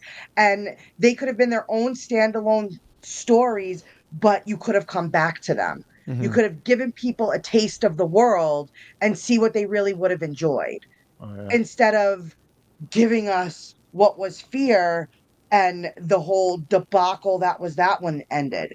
Well, that was the Like- beginning of their splintering off idea with bringing Morgan and what's his name? Oh, I'm Dwight. kicking myself. Dwight, yes, thank you. Yeah, bringing Morgan and Dwight over was them. They want to get these people off the main show so that we don't have to pay as much when they're not in all the episodes. Yeah. That was the yeah. beginning of their plan there. Yep. For real. Yep. Yeah. But then Fear ended up with a shit ton of people by the end. Yeah. I mean, I think the best episode of Fear that we got was the Daniel episode, where it was this whole backstory of Yeah. the 100 people that he killed. That's an example of an episode that could have been Tales of the Walking Dead. Like, we could have had a story like that, because it was pretty self-contained. Didn't really even need that episode for the main plot of the season, but it is the one that stands out to me the most. And that it was a whole episode in Spanish, and it was so good. Yeah. I think it could have been great. We could have had a Mexican spinoff, or just an episode that takes place there. I think there's so much opportunities. They could Yeah. keep Walking Dead go on for 15 years, and it could be good if you get the right people with the right Right. ideas. Especially military, man. Everybody on my channel is always military. Like the military videos that I've done are probably some of my better ones, most clicked and stuff. So it's if they did a origin story just following a soldier or something, especially if it showed some of the government as well, that people would eat that up. That would be the highest ranking thing ever of The Walking Dead, probably. Exactly what Darabont wanted to do with season 2, and what Yep. stopped him from doing that was AMC executives AMC. saying that's not what people want, and they don't know what people want is the problem. Mhm. Let's just tell the Dude, main what story, a Frank. different show. If he actually got to do the full run of The Walking Dead, what a different show. Oh my Because God. we have to be honest, the first domino really fell when Dale left. He was such a pivotal character, and because then they didn't know what to do with Andrea. And then Yeah. it was kind of like, okay, when the kids came in, Andrea and Dale played such a role in their lives. Yeah. And it's just like all these, I still feel like it all started with Dale. We started to see the cracks when they didn't know what to do after that character's death, because you didn't realize the holes that would kind of form in The Walking Dead just from that one character not being there. Yeah. You a They know, basically effect. turned Yeah. they turned Herschel into Dale, basically. Comic Herschel is not the same at all. No. Yeah. No. They needed a moral No. center, and they gave that Mhm. role too, Herschel. Yeah, and you're definitely right about it being like a ripple effect. If Frank Darabont wasn't kicked off the show or fired, Dale wouldn't have been gone. Neither would, I'm sure Andrea's character would have been redeemable because she Mhm. Yep. sucked in the show. Yep. Yep. A lot would have been different for sure. Yeah, Yeah. Andrew is Yeah. one of my favorite comic characters, Same. and yeah, I Mine would have too. loved to see that. She Yeah, it was was such sad. a badass in the comic book. So good. That Yeah. was And probably the only even death in the comic that I was like, no, Same. man. Wow. Same. Yeah. But Me what a too. powerful issue! Like it was a Yeah. double issue, all dedicated to her death, and that's one of the best and it that Kirkman and did, I I think. knew they were kind of finagling Andrea, especially when they killed off the villain, he's Tomas. When they didn't throw in Tomas's storyline and just killed him off in that moment, I was like, where this is messing with Andrea's character. Because Yeah. that was kind of the start of really her path to what she became. That incident is kind of what drove Andrea to become more of a badass, to be able to defend herself, to be able to defend the one she loved, Right. and Definitely. really figure out how to deal with these bad people in this world. And to throw her in bed with the governor, I was just Yeah. like, what are you doing? Yeah. Like, what are you doing? Like, that is so, the Andrea from the comic, yeah, that's definitely not something she would have done. And the Dale Tomas even storyline Dale. had a lot of potential too. Like, and they didn't do Yeah. that in the show. Right. And actually, all the prisoners, the one guy that got killed in the show, he had could have had a bigger part. Axel or Yep. whatever his name was. Yeah. Dale was with Frank Darabont, the showrunner, and when they fired him, he said he wanted to leave too. And I think the actor kind of changed his mind, but they wouldn't bring him back. They went ahead Yeah. and went through with it and killed him off. Yeah. I still think Darabont wouldn't have done like 10 seasons because he's like a film director, right? I Yeah. think like, short term stuff is more his style, He but would have still, probably it would have handed been it different. off maybe by 4. Yeah. He would have given the next person his blessing and would have, maybe dropped in and oversaw things every now and again. But yeah, it would have been way different, that's for sure. Right. Yeah, I'm pretty sure I've done on video. I don't know specifically on Shane and Andrea leaving the group, but what if Shane lived and things like that. I'll try to do a Shane and Andrea for you, Ed. But would he be a leader in the CRM? No, I don't think so. Would he meet Rick again? Yeah, that would be cool if he did live. I would want him, that to be written into the story that he comes across Rick again. And I do think he would be possibly the leader because he just had that kind of mindset, and maybe a bad leader, kind of like the governor, a little bit, not psycho like the governor, but just strict, like maybe not let in any outsiders that he didn't want in. If they look sketchy, he'd kill them out there, or something like that. He would be pretty strict, maybe. What do you guys think? That would have been a cool idea, I think, like to show their two different styles of leadership manifest as different groups and how like they operate, and then seeing them clash. It could have been interesting, but I don't want to touch it how it was. Like the Shane and Rick thing was pretty perfect. I agree. Yeah, I Yeah. agree. Yeah.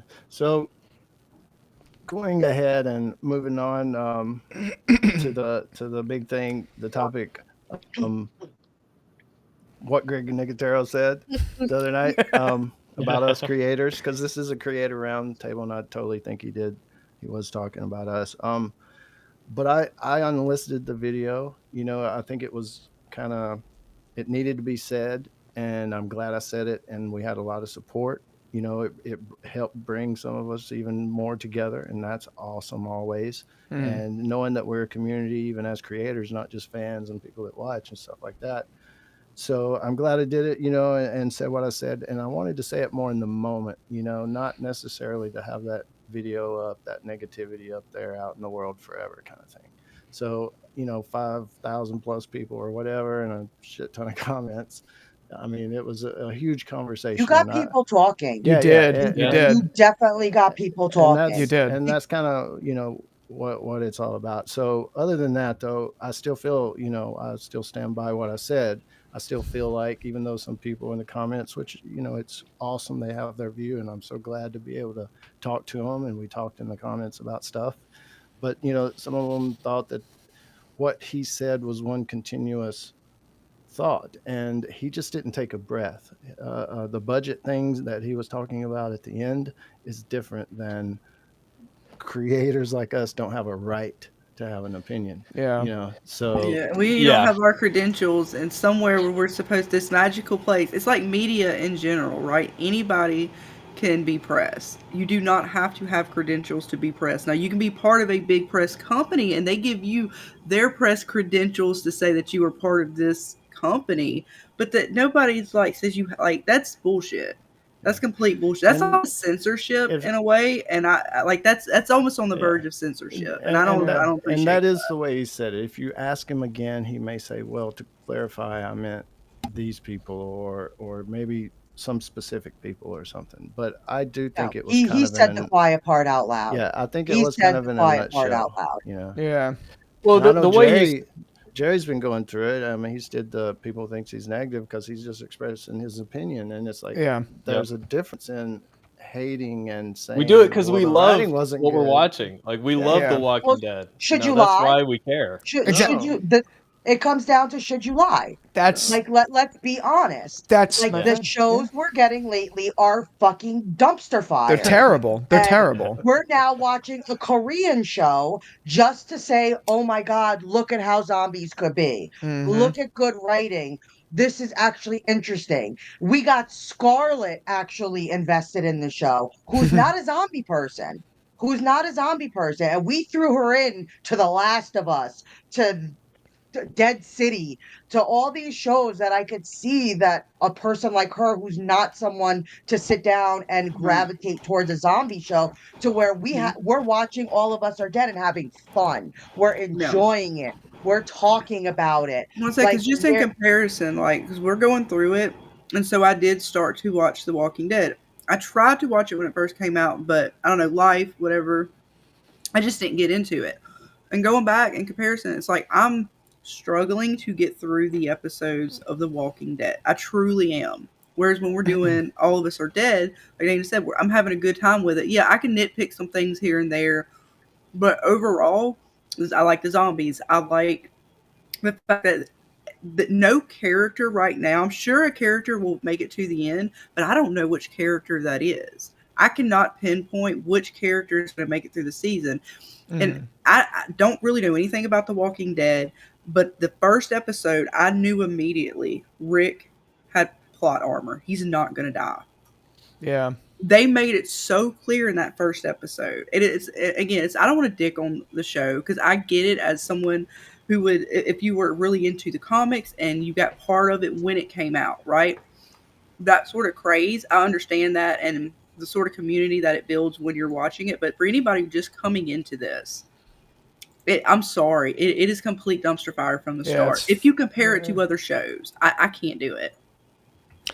I wanna bring up what James had said about something Greg Nicotero said. That whole idea of unqualified or Insulting. unofficial. It's 2025. I'm not trying to like elevate my head or any of our heads here or anything like that, but it's 2025. Independent media means so much fucking more than regular media on TV as it is. Like, okay, yeah, I'm not the Hollywood Reporter, but I'm getting a significant traffic amount, same as James, same as Shook Earth, same as all. We're getting people coming to the show because they want to hear this community of people talking about the show to begin with. And frankly, again, I don't want to toot any of our horns. In a lot of ways, our independent media keeps that show alive, at least with the online community. So for him to say that, I think it's out of touch. Though on the other hand, I do see, and the thing that I always have to keep reminding myself when people think I'm a hate channel, is there are a lot of creators who put so much heart and soul into these shows. Greg Nicotero is a prime example. He's done such excellent work for the show. So I do understand when someone like that sees people shitting on a project that he cares deeply about. I am not here to dispute that. I fully understand that. And like some people have said in the comments, I think to a certain extent, he was just venting out large and just like getting all of his mind out. He probably regrets the way he said that a little bit. But ultimately, and I'm not here to defend him or anything, but ultimately, the idea that we are unqualified or whatever is just insulting. If that's truly what he meant, that's rude. And honestly, it kind of, to me, it was kind of funny because it's like, okay, this goes to show how out of touch some of these creators are. That's yeah. It's No, not just him though. It's not Yeah. just him Hollywood. because we Yeah, it goes to experienced show this. Hollywood. Right, and Yep. we experienced this during The Last of Us. Maybe not me and you in particular, but we heard of other creators who experienced sort of a backlash on their channels for saying their true feelings about the show. Yep. So even if, like, I know that this guy is saying it out loud, but he's not the only one that is at least in action showing, like, how you do not respect us as creators and our opinions when we are reviewing a show. Yeah. And I've heard plenty of people who are more willing to come to whatever their favorite channel is on YouTube, right? And watch what they say about a show first before they even get into the show themselves. Because they're like, y'all, let us take the time to review it before they even, because they know how bad these shows are. They don't want to waste their time investing in a new franchise that's just shit. They're like, we'll give it time. Some people wait till the first season's over and see all the reviews on it and then say, well, I'll binge it and get, into the craze or whatever. So that they're so out of touch for him to say it in the way he said that. Mm-hmm. Yeah. When he says unqualified, it begs the question of what is it that qualifies a person to have an opinion Correct. online? Yeah. And like to me, it's not like I used to work in the industry, so I suppose maybe I am qualified. But you wouldn't necessarily know that watching my videos because I don't feel that makes my opinion worth more than somebody else's. Like, I know a little bit more about how it's made. I know what it feels like to be on a movie set. I'm in touch with all of these things. That doesn't necessarily make my opinion on the story itself more or less valid than anybody because we're a storytelling species. Everybody knows stories. It's part of human experience. Like, it's very important to how, like, cultures evolve and all of that. Like storytelling is in our lifeblood. Everybody is qualified to have an opinion. Yeah, and having opinion is just society, right? And I think what he said was two distinct issues. Like you were saying, you guys were saying, the first part of what he said is about who has the right to speak, right? Qualified, unqualified, whatever, And the second part was how media coverage impacts perception. And he was correct about that. People do look at budgets, but I mean, really, let's break it down. Well, your friend goes to see a movie that you haven't watched yet, but you're thinking about it. You ask them if it's good or not. They said it sucked. Would you go see it? So there's so many ways. So many ways we can get influenced. We go to Rotten Tomatoes maybe and look at a score. We go to whatever and look at a score, or even our favorite, we may have a blogger or somebody that reviews movies or a YouTuber, and we go see what they thought about it, right? And if they said it sucked, yes, it influences our decision. But if they say it's great, it influences our decision. So instead of bitching that your shit ain't great, make great shit. Right. Yep. Pretty much. And Also, he they kept gotta saying, learn to take that criticism to a degree, right? Because they don't want to take any of it. Right, but he kept saying too, the art, relating art and money kind of thing, where if it I didn't agree make with enough that part. money, but let's break that down, Brian. Okay, for an example, let's say you make a movie. Are you going to just sit there in your bedroom and watch it yourself, or you want to put it out to the world? Yeah. Okay, let's say you put it out to the world. Do you want to put it out to the world for free, or do you want to maybe make money like streaming royalties or something on it? Your art's money. It's tied to money. I mean, you can't, once it's out there in the world, especially somebody like Greg Nicotero, he's charging people for his art, and then he's bitching about it being tied to money. So if you start breaking it down, I can see both sides. I agree with him in the sense that, like, just because it made a lot of money doesn't make it good. It might mean that the public perception of it is better than, like, a little niche, like, indie movie. But that's more my taste, to be honest. I'm more of, like, an artsy-fartsy type of guy. Right. So some of my favorite movies don't make money. They might lose money. They might not make much money at all. Personal taste. It could be tied to the marketing. One movie is marketed more than the other. I mean, Or it just doesn't have that mass appeal. Like, it doesn't relate to people that don't watch movies. Like, it's my life. I love movies. Right.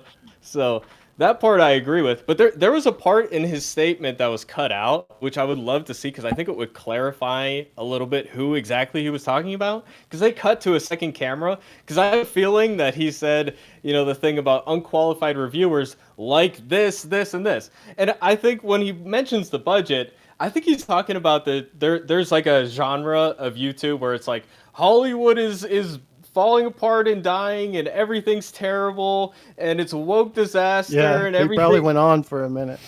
Yeah, I think he's more talking about channels like that because they're always going on about the budget, and before the movie's even out, they're like, oh, it's already lost money, it's doing Right. terribly, and I do agree to an extent that those channels I think are also in a sense being dishonest because they're incentivized to keep that narrative going.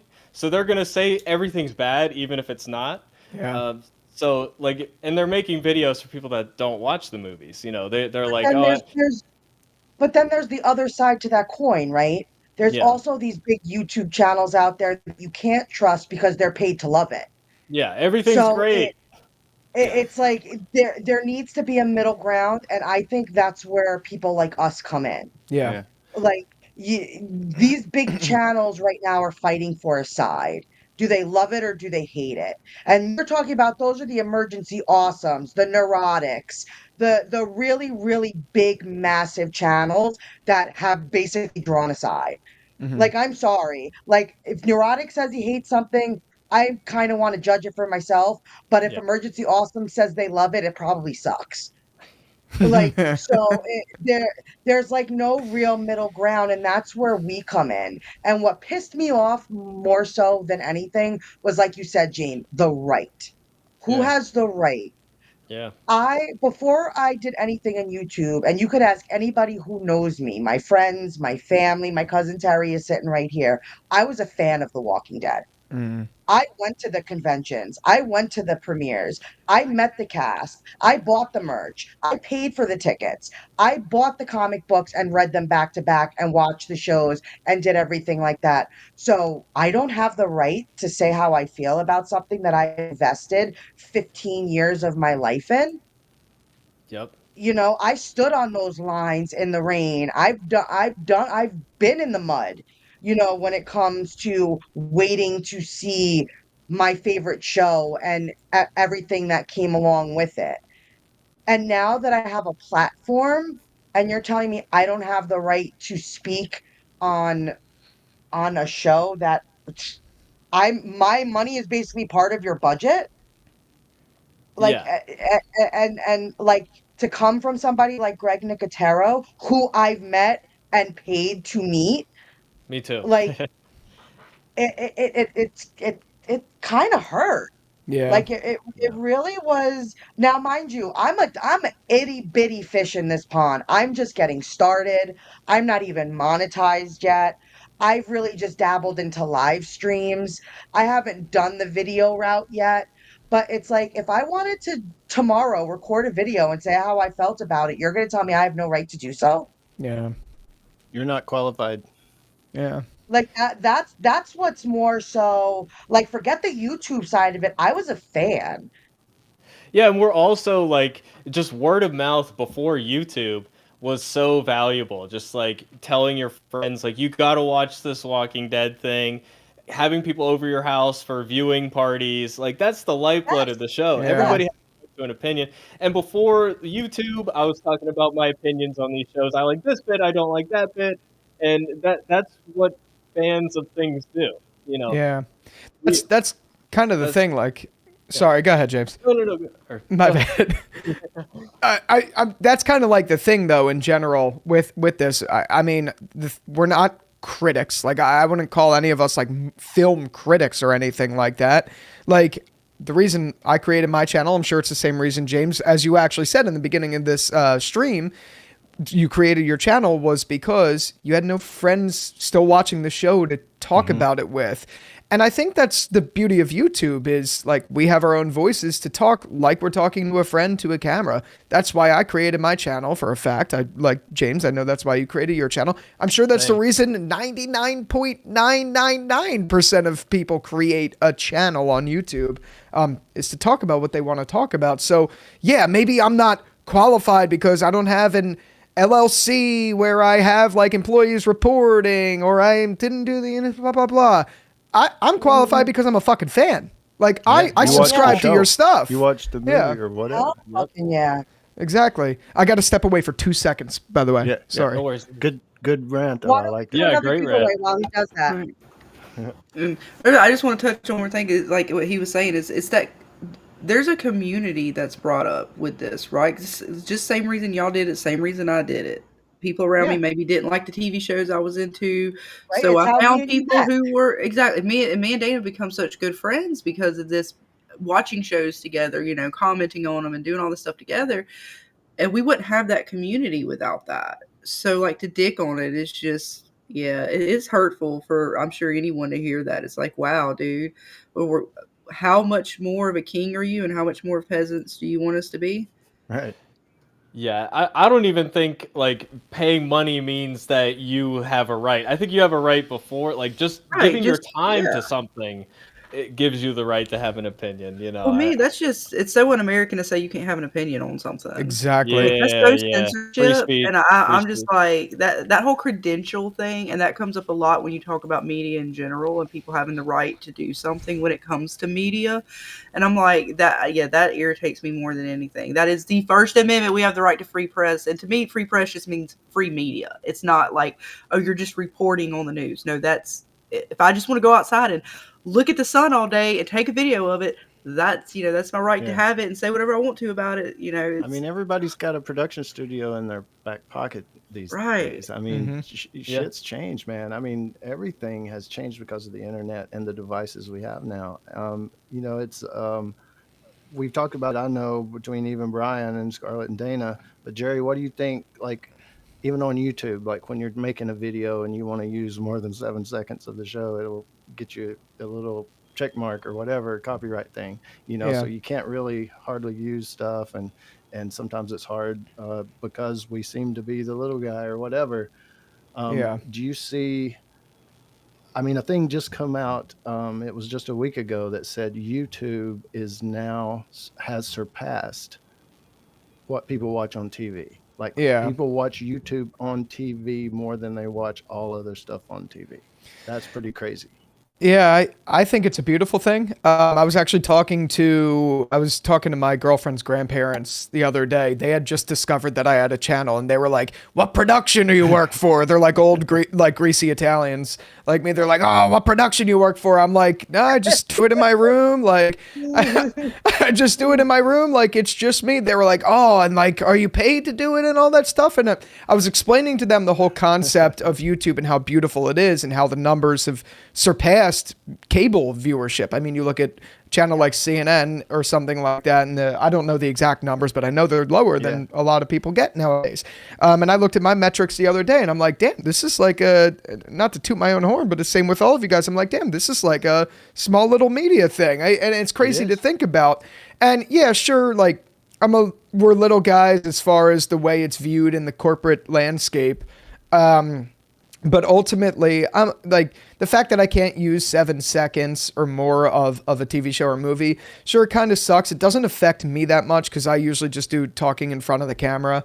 But I think all in all, the direction we're going in this media landscape for the creator is a wonderful, wonderful thing because it gives everyone an opportunity. And it gives everyone an opportunity to, in a sense, strive to become like a Mr. Beast. And it's really not that hard to attain. Obviously, we're not all going to have 400 million subscribers. That's not what I'm saying. But like, we all have that same exact starting point. Yeah. Like we all started. Never been a level playing field like exactly. Like you didn't have to get an agent. You didn't have to go to those like things in an auditorium where you would meet with producers and things like that. Now your iPhone is capable of doing you could create a movie. 28 Days Later was made on an iPhone. Yeah. Anyone has the power if they're willing to put themselves out there a little bit. I think that's a beautiful thing.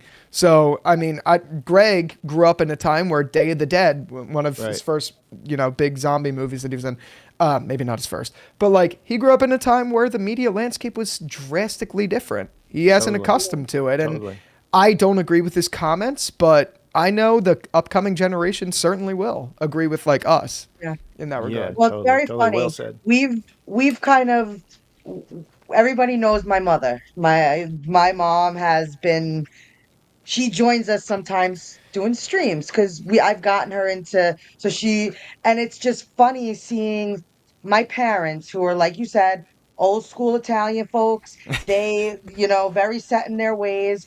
Now my mom sits on her tablet and watches her stuff, and my father's on YouTube.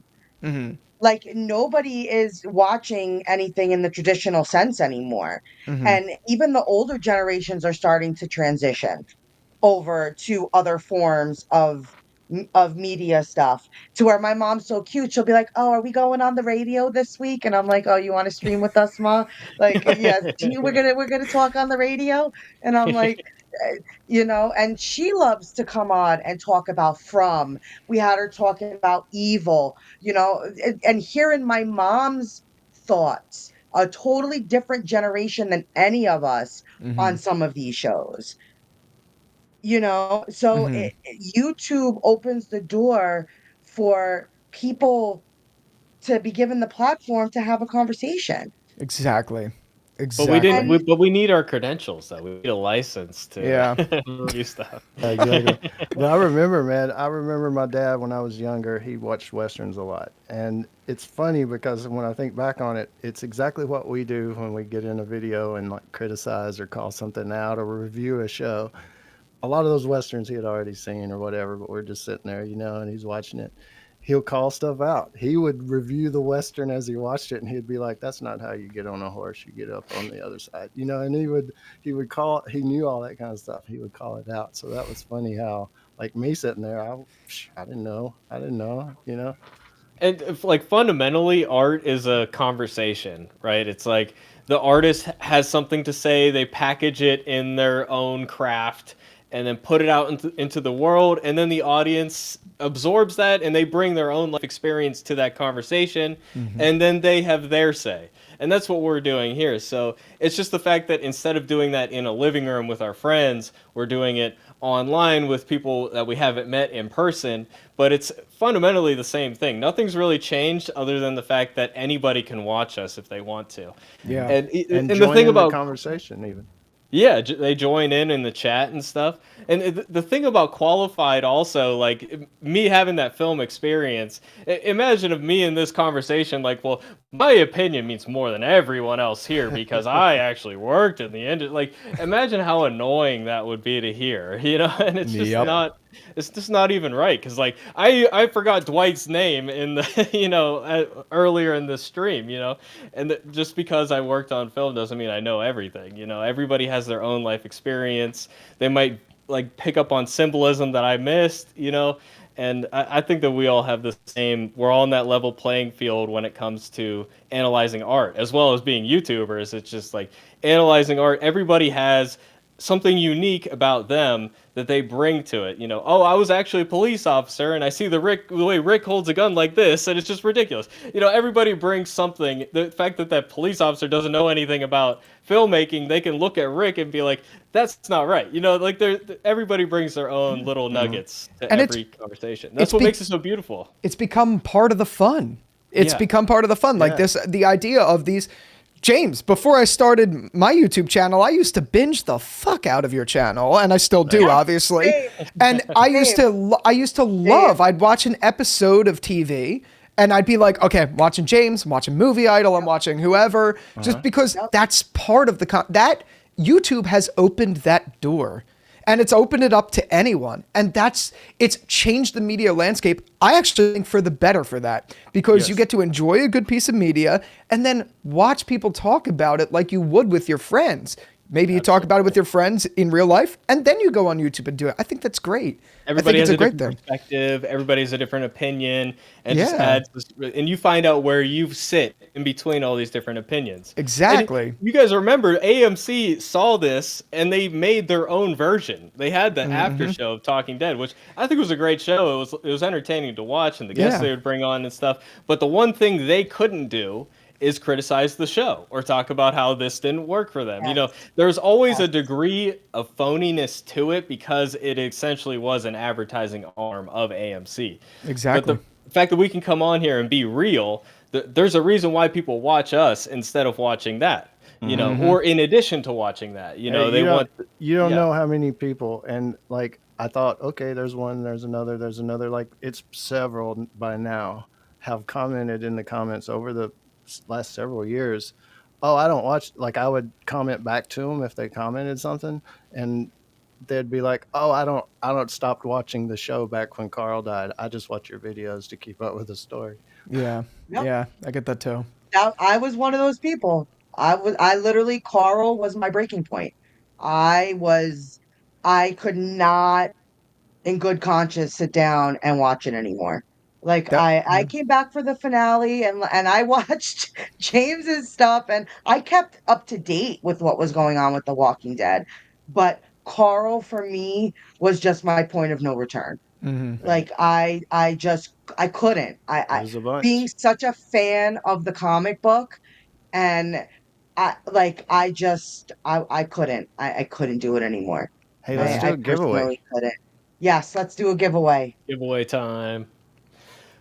But yeah, I think like that's a good example of like we're essentially advertising for them. Like people gave up watching the show, but they keep up with the community, and that's their only connection to The Walking Dead at this point. Whereas in the old days, if this didn't exist, they just wouldn't hear about it unless their friend told them about it or something. Exactly.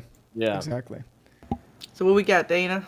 What do we got? What do we got? I guess we'll do the other Tags? dog Thanks. tag. Okay. We can And do a then back to if back you- maybe. I Yeah, know, if you like want them, we'll do the other keychains. yeah, There's yeah, yeah. this from Yep. keychain. And There's then we'll get closer there's into the 2 hour mark, and we'll do that lost last one. keychain. I know I don't want to keep Jerry and Brian forever. They like have day jobs, and we all, you know, even the viewers and stuff like that don't want to go too late. So we'll try to cap it at around the 2 hour mark. Hopefully, if you guys can stay that long, that'd be great. Oh yeah. Oh, yeah, I can definitely. stay for Awesome. yeah, however Yeah. long. Well, there we go. It's going to be a 4 hour show, y'all. 5 hours 4 later. hours, everybody Everybody, confirmed. get your James, shots out. Scarlet, and myself can talk forever. Oh, Like, we it's could went sit over here 4 and- hours. Oh, Gab. I've had streams where we went into the next morning. It happens. That's the beauty Oh, yeah. of it, right? So we'll do a couple back to back right here. Well, first we'll do the keychains, and we don't know what the keychain is. It's a mystery because it's still sealed up. But Yes, and the- any of the winners, all you got to do is follow some of the Discord links that's in the chat, or get in touch with me, and however, email or however you want to. But definitely Dana in the Discord, and she'll get those shipped out to the winners. Yeah. So US only. We got please. James's US only. Discord all US nice, only. nice and up and running and Yep. stuff. Excuse Dana's my got it all dog barking going. in the background. She's trying to get my attention. Yeah. Do you watch From, Jerry? You do, right? Oh yeah, I love From. That's a hold up that thing, talisman thing. I again. love the talisman. That's the thing they hang by the door. It's like Yeah. a keychain of it. That's badass. Yeah. The other things like it says the logo. I or got mine whatever. right here. Yeah. Yeah. See, you got to keep safe. Got to keep safe. So there's several And then a keychains. That'll lost be one because we have to throw some lost in there. Oh, I lost one also. Nice. Yeah, so So they'll that'll get be these the 4 second time. keychains. Yep. Okay, that'll be the second one. We'll do a first one. So if anybody new in the chat that maybe knew that kind of came in, didn't see the first one, type #prize in a comment, and you'll show up in the little ticker over there.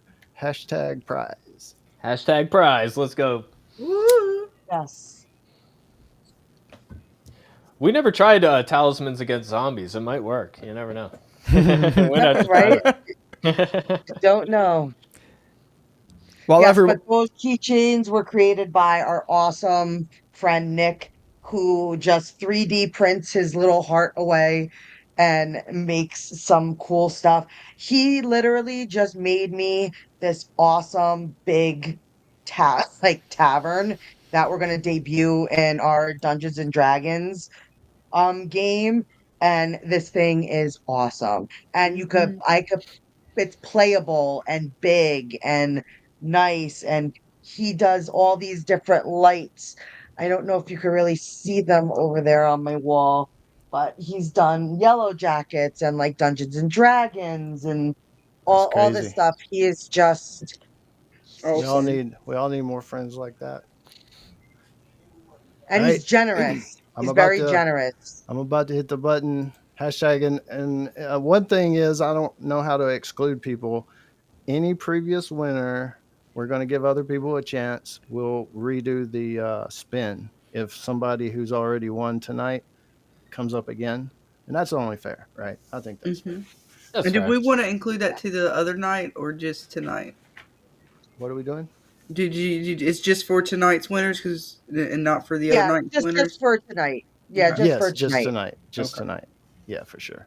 I can't even remember that last time, so everybody's. Well, I have it in front of me. That's the only reason I was Oh asking. no! We'll give them another chance. Nice. Drum roll time. Another second. Drum roll. I'm about to do it. I'm about to hit the button. Do it. Spin it. Last call. That's right. Who will be the winner of some awesome mystery dog tag prize with a sticker included? Who's it going to be? The suspense is killing me. I know.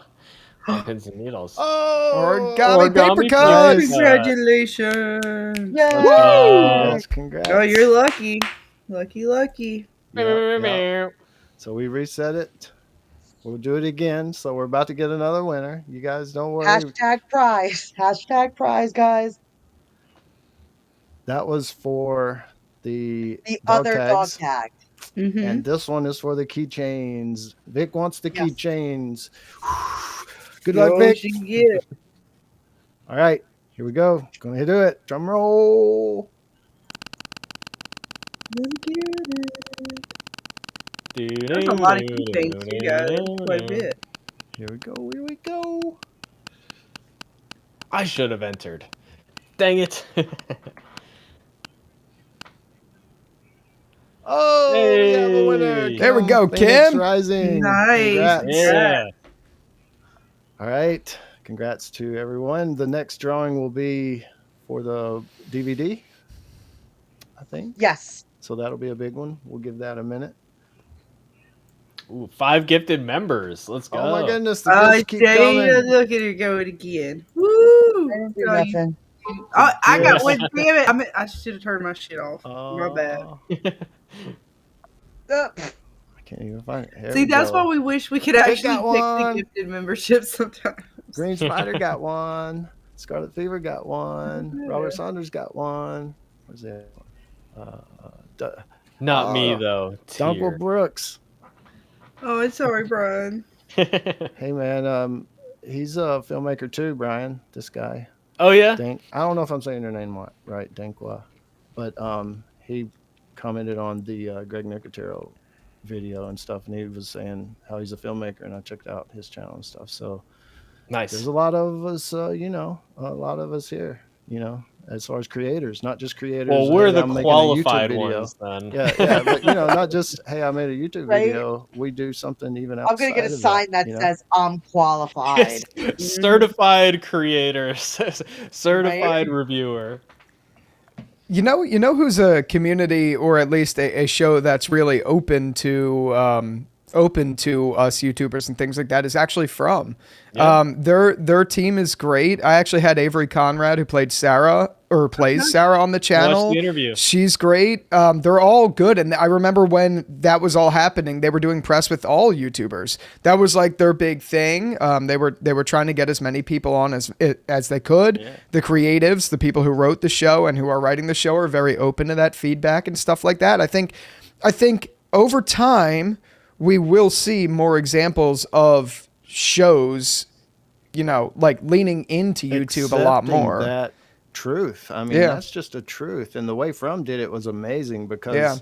channels were popping up left and right with actor interviews, just, you know, 80 subscribers or something, even Yeah. little, just starting kind of people. And so they really reached out. And I They think that's the did. future, really. I Same. mean, I think that's the future.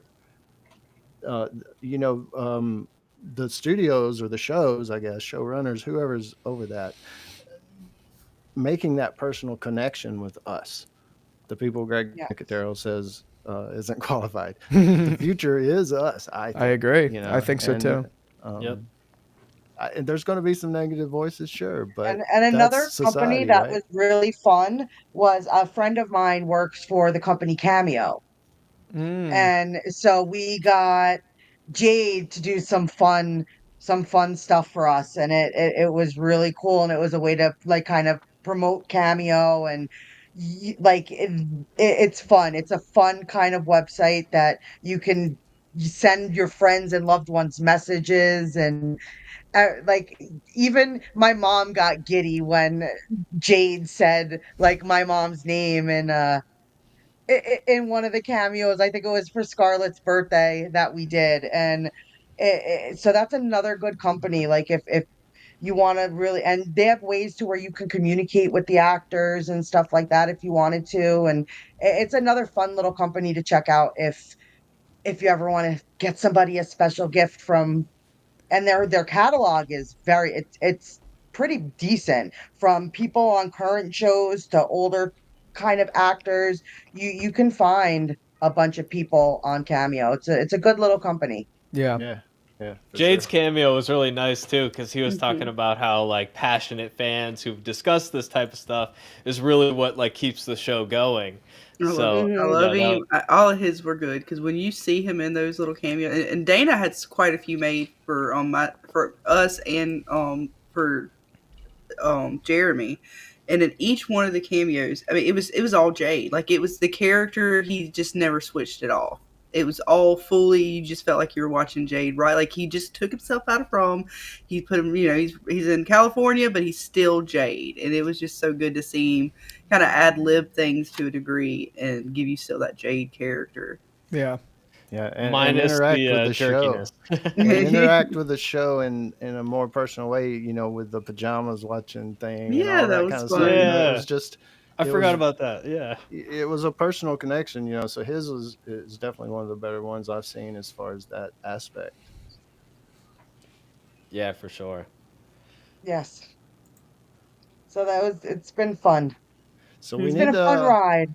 have a maybe plan before the next season, especially all get together again and do a From Theory Yeah. talk or Mhm. something. I'd almost have to get my head around that show I again know. to You I mean know, I I'll gotta get to talk rewatch. about prepare. From I'd and have to Lost and prepare all for its that video. beautiful connections? Of course. I know. I feel watch parties coming Of on. course. But I haven't yeah, that's lost a fun since it show was to talk on about. the air. Shouldn't have dug that hole, Jim. Yeah, you shouldn't have. Mhm. Well, we got time traveling now. We got all these different like things to look through. Like Mhm. where was the story walking in past seasons that we missed? All these Right. things to break down. And I hadn't even done it yet since last season. And I know me and Dana talked about doing it and going back and watching now, knowing what we know as far as oh, see, it's how long it's been that I've done forgot character names. Man, we do too many I TV always gotta shows. keep a refresher. Oh, I gotta see, read Yeah. the how IMDb. can I remember Ethan's name, but I can't remember his sister's name, our story walker? Julie. Julie. Julie, yeah. But now knowing kind of what she's got going on, I'm curious to go back and Same. watch and see if we can be like, oh wait, something was off here, or whatever. Especially when people were talking about the bartender, right? And some of the weird stuff going on with him, or how was he here? How was he there? Things going on. So I'm curious to see how that's going to play out. If we're going to see those connections or those threads tied back in this next season. Yeah, we So gotta many. wait till next year. So many things we got to wait on. But we got time. Look, there's so many things to look forward to. I know for Hey, us, I feel like we have so much. Take Weapons. their to do. time, Weapons. please. I need it to be good. Yeah, that's the thing. It's like Yellow Jackets and this one From. I just Mhm. hope they end it good. Right. I hope it plays out well. I think I have a feeling from I can't say fully trust it, but the creatives at From have They know it's going to be 5 seasons. They've been at least talking about it since the beginning. I feel like they have the story played out. So I have a little bit more faith that even if we may not agree with exactly where it goes, they're going to end it the way that they really wanted to from the beginning. Right. So I think that'll make it better than a lot of stuff where they're just like, okay, let's keep going till whenever, and let's quickly write an ending. From is different. They know what they're going to do with it. And I think that's a very good thing, even if we don't all agree with where it goes. Yes. It's good for a creative to do that. Yeah, So. they took that from Lost because that a Yeah. lot of people don't realize that those showrunners, those guys, they knew how Lost started and they knew how it ended. But it was the in between that they kind of, didn't really know A to B just yet. And I know that kind of is pissing people off with but it's like that's kind of how that's the same formula they used for Lost. Yeah. So I'm hopeful. Like I'm very, very hopeful that it's kind of the same kind of concept. So yes, they know how it starts, they know how it ends. Yeah. It's just getting from A to B Right. that we're kind of seeing play out. And it's Yeah. probably good Right. to be fluid in that sense of a TV show, depending on actors and other things that could change a little bit, and just be a little bit fluid on the story in the middle. But Yeah. as long as it don't hurt it overall. But Yeah, there's I- different they've earned aspects. my trust. Some people No don't like more the eggs. reincarnation No aspect. more eggs. But I I'm liking the whole story overall. And I think they planned it that way from the jump. So I think the reincarnation thing, oh yeah, for sure. yeah, For it's sure. That's part of the story. absolutely. I'm fully convinced. I would love to see like a little origin scene at the beginning of next season. Something like there's a canoe floating down the Ooh. creek and it's like back in the 1800s and that's the first one. They come up on a tree across the creek and they have to go to the bank, the shore and get out. And there they are. They're in Fromland. And Yeah. they're the first ones. And we've seen it on the cave paintings. Right. So right. we've seen exactly. that, we've seen the boats and we've seen stuff. And my thought process has always been that the lighthouse is the original tree.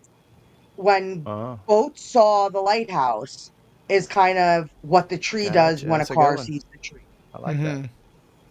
And From They very were much drawn toward it. evolved because we've seen stuff from very old time and we've seen the modern houses that not modern to 2025 standards, but Yeah. modern enough that so the location itself evolves. Right. So the tree to me is just an evolution of from. Like this place still needs to draw people in for whatever reason. And now that we have transitioned from boat to vehicle, obviously a lighthouse, with a car, it kind of doesn't fit. Just like we see the train tracks. Like I think that this place kind of evolves with how we do. So the different travels that and means of travels that we've had throughout, you know, history, you've seen in from. You've seen boats, you've seen train, you've seen the vehicles. The only kind of thing we haven't seen is a plane, but besides that, like they've shown us that yes, people have gotten into from by boat, by train, by car. So it's going to be very interesting. I would love to see something with a boat, like just give us that visual Yeah, of how that So actually do you guys happened. think it'll be resolved, or be more like the end of Lost, where that's a place that's going to always have to exist? It's not, you're not going to defeat it, or do you think it'll be defeated per se? Ooh, I don't know. Yeah, it's I hard don't to know. say. The way I was want gonna say, my 'cause- well, the You know way what that I'm the gonna man, say. I was gonna try to think of the way the man in yellow at the end and the boy in white and all of them talk about the story and almost I don't know if it's the full like origins of the place, but the origins of the deal that the yellow man made with the monsters and stuff like that. I want to say that it's a place that's gonna always exist because they even talk about being a place that's nowhere but everywhere. See, I'm trying to think back, Dave. I'm trying to bring back No, I'm all the from very and what much they said because they say so yes. much in that last season. Like, I can't wait till we get back Everybody into it. knows me for being the Lost craze. Like I connect from to Lost. Like that's how my brain works. I can't shut it off. It's just how my brain works. And I see the John man in Bond. yellow as the opposite of Jacob. like he is probably the guardian of this place in some way and is the thing that draws them in, kind of like how Jacob does, because I feel very much that this is the darkness to lost light. We've Hmm. seen the light of the island and the heart of the island, and now you're seeing the darkness within that world. Because I'm not going to be able to get over Eloise's throwaway line in Lost. They gave it to us. They said it. There's other places that exist like Lost. This very much to me seems like another one of those places.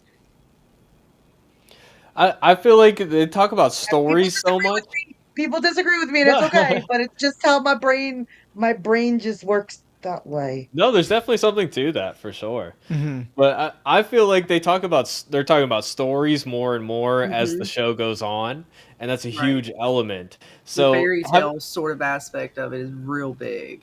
yeah, this kind of meta story going on where it's commenting on other stories in general. Mhm. So we're gonna have a beginning, middle, and an end. You know, stories have an ending. So Right. it's going to be like wrapped up in a sense. I don't think it's going to be as clean as, oh the land disappears and everything works out great. I think there's going to be a huge cost to it, a huge sacrifice involved. But Yeah. I do think that it is going to end. I don't think they're going to leave it open ended. I think they will like seal it forever, or something. Right. That's just my theory. Right. I definitely see this place maybe staying though. Like I don't know. They may. I don't know if I want to say they'll win, but whatever happens, they'll figure it out. But I don't know if this place will end. It'll only end if they decide to let I guess if the two survive and make it out. But I don't know. It's really weird because they give us two sort of story elements with that. One is that this place is sort of here. It's nowhere and it's everywhere, but yet it makes us feel as if there's a way to stop the pack to Mhm. sort of stop whatever this evil is. So Yeah. it is a It seems pretty. like that's the story. I mean, there may be more to the story, but it seems like these people made a pact with something and they're stuck in it, and that's the monsters and the reincarnation, Right. blah blah blah. They've talked about Okay, the end is the beginning. but Like it's let's going to be a say they, closed loop. yeah, You let's know? say they Right. fix that. Is the whatever they made the deal with still there? But does that place You know what I'm end? saying? I mean, the man in yellow may end, but does this place end? Right. I The bad guy that made the deal with the people in the first place is just hanging out waiting to some other dumbass to walk by and he make a deal with, or It could just find the tree, exist in a come up on sense the that tree. like it keeps looping, where like the place still exists, but it's just the cycle repeats again, something like Will that. they get to leave? Probably not. Probably not. I'm Will gonna guess anyone probably get not. back to the real world? Maybe some of them will, but there's got to be a price to be paid, like I said. Oh, uh, I think the best part about this show is I have no freaking clue. Right? I have Guess, no right? idea. it's not This- based on the book. Yeah, I have no clue where this is going to go. So all these theories are just as good as I have no idea. Right? That's why it's worth talking about. That's why Exactly. it's so great to be on stream with everybody having their own theories. Exactly. That's what's so great about it, for sure. They throw so much at us too with the show. I mean, just in the lines themselves, and then the little elements of sort of what the characters are surrounded by. Right, all the houses, the furniture, everything in it is so awkward and weird. Everything about the show has this weird awkwardness to it that even when you're watching it, you're like, there's something off-putting. You're like, oh, I remember this, but yet it's dark. Oh, this is something almost from childhood, yet it's dark. Mhm. It's creepier. They've made sure to always have that creepy element sort of underneath anything. Even a bright day, they don't have very many, but when they do, there's still that element of creepiness there. It never really goes away. Yeah. And that is what really captivates me about the show. Yeah. Well, Tabitha went to the real world, but what happened? She was brought back because she didn't do what the world wanted her to do. The world wanted her to go to that tree, and she decided that she didn't believe in it anymore, and that's what sucked her back in. So you can only go out into the real world if if it's an intelligence or whatever, if it wants you to go. Yeah. It's like the path had to be laid for her. At least as far as we know, right? Now knowing Yeah. that they know how to use, or the bottles meaning something with the music notes, who knows? Maybe they'll there isn't a way to navigate them. I'm curious to see if they're going to Mhm. reveal that as like a navigation system, or it was just a way for them to remember, because it seemed very particular, like it's on the tree. But we'll see. Yeah, we'll find out. Yeah. See, I There's a never lot of took little Tabitha's things. journey to stop from. Tabitha's journey is really connected to the monsters that are in it. Yeah, Mhm. I think Yep. Tabitha's journey is more to help her stop remember. the monsters within from, but from itself is a place that's just always going to exist because it's part of the balance within the world. That's Well, I a, think Like, it was that's a to good help her idea. remember, Mm. because she went there, she saw those images and everything like that. And I think it was to sort of help trigger her memory as well, to help continue. Because it was like the boy in white sent her there. He was trying to send her there to remember, because he wanted yes, her with the kids to remember. It's like he couldn't directly say things until they knew it. And then he's like, yes, now I can, all the expose you need. We will, and the little kids will make sure you know everything now. It's like, oh, okay. On because Cooey. All right. From existed before Tabitha's story and these Hmm. monsters. Like these Right. monsters came to be in From. So From Right. was always around. They are just a part of this place. And that's what I think she's there to stop. Not From itself. Like that's gonna be That the place going to be there. unstoppable force.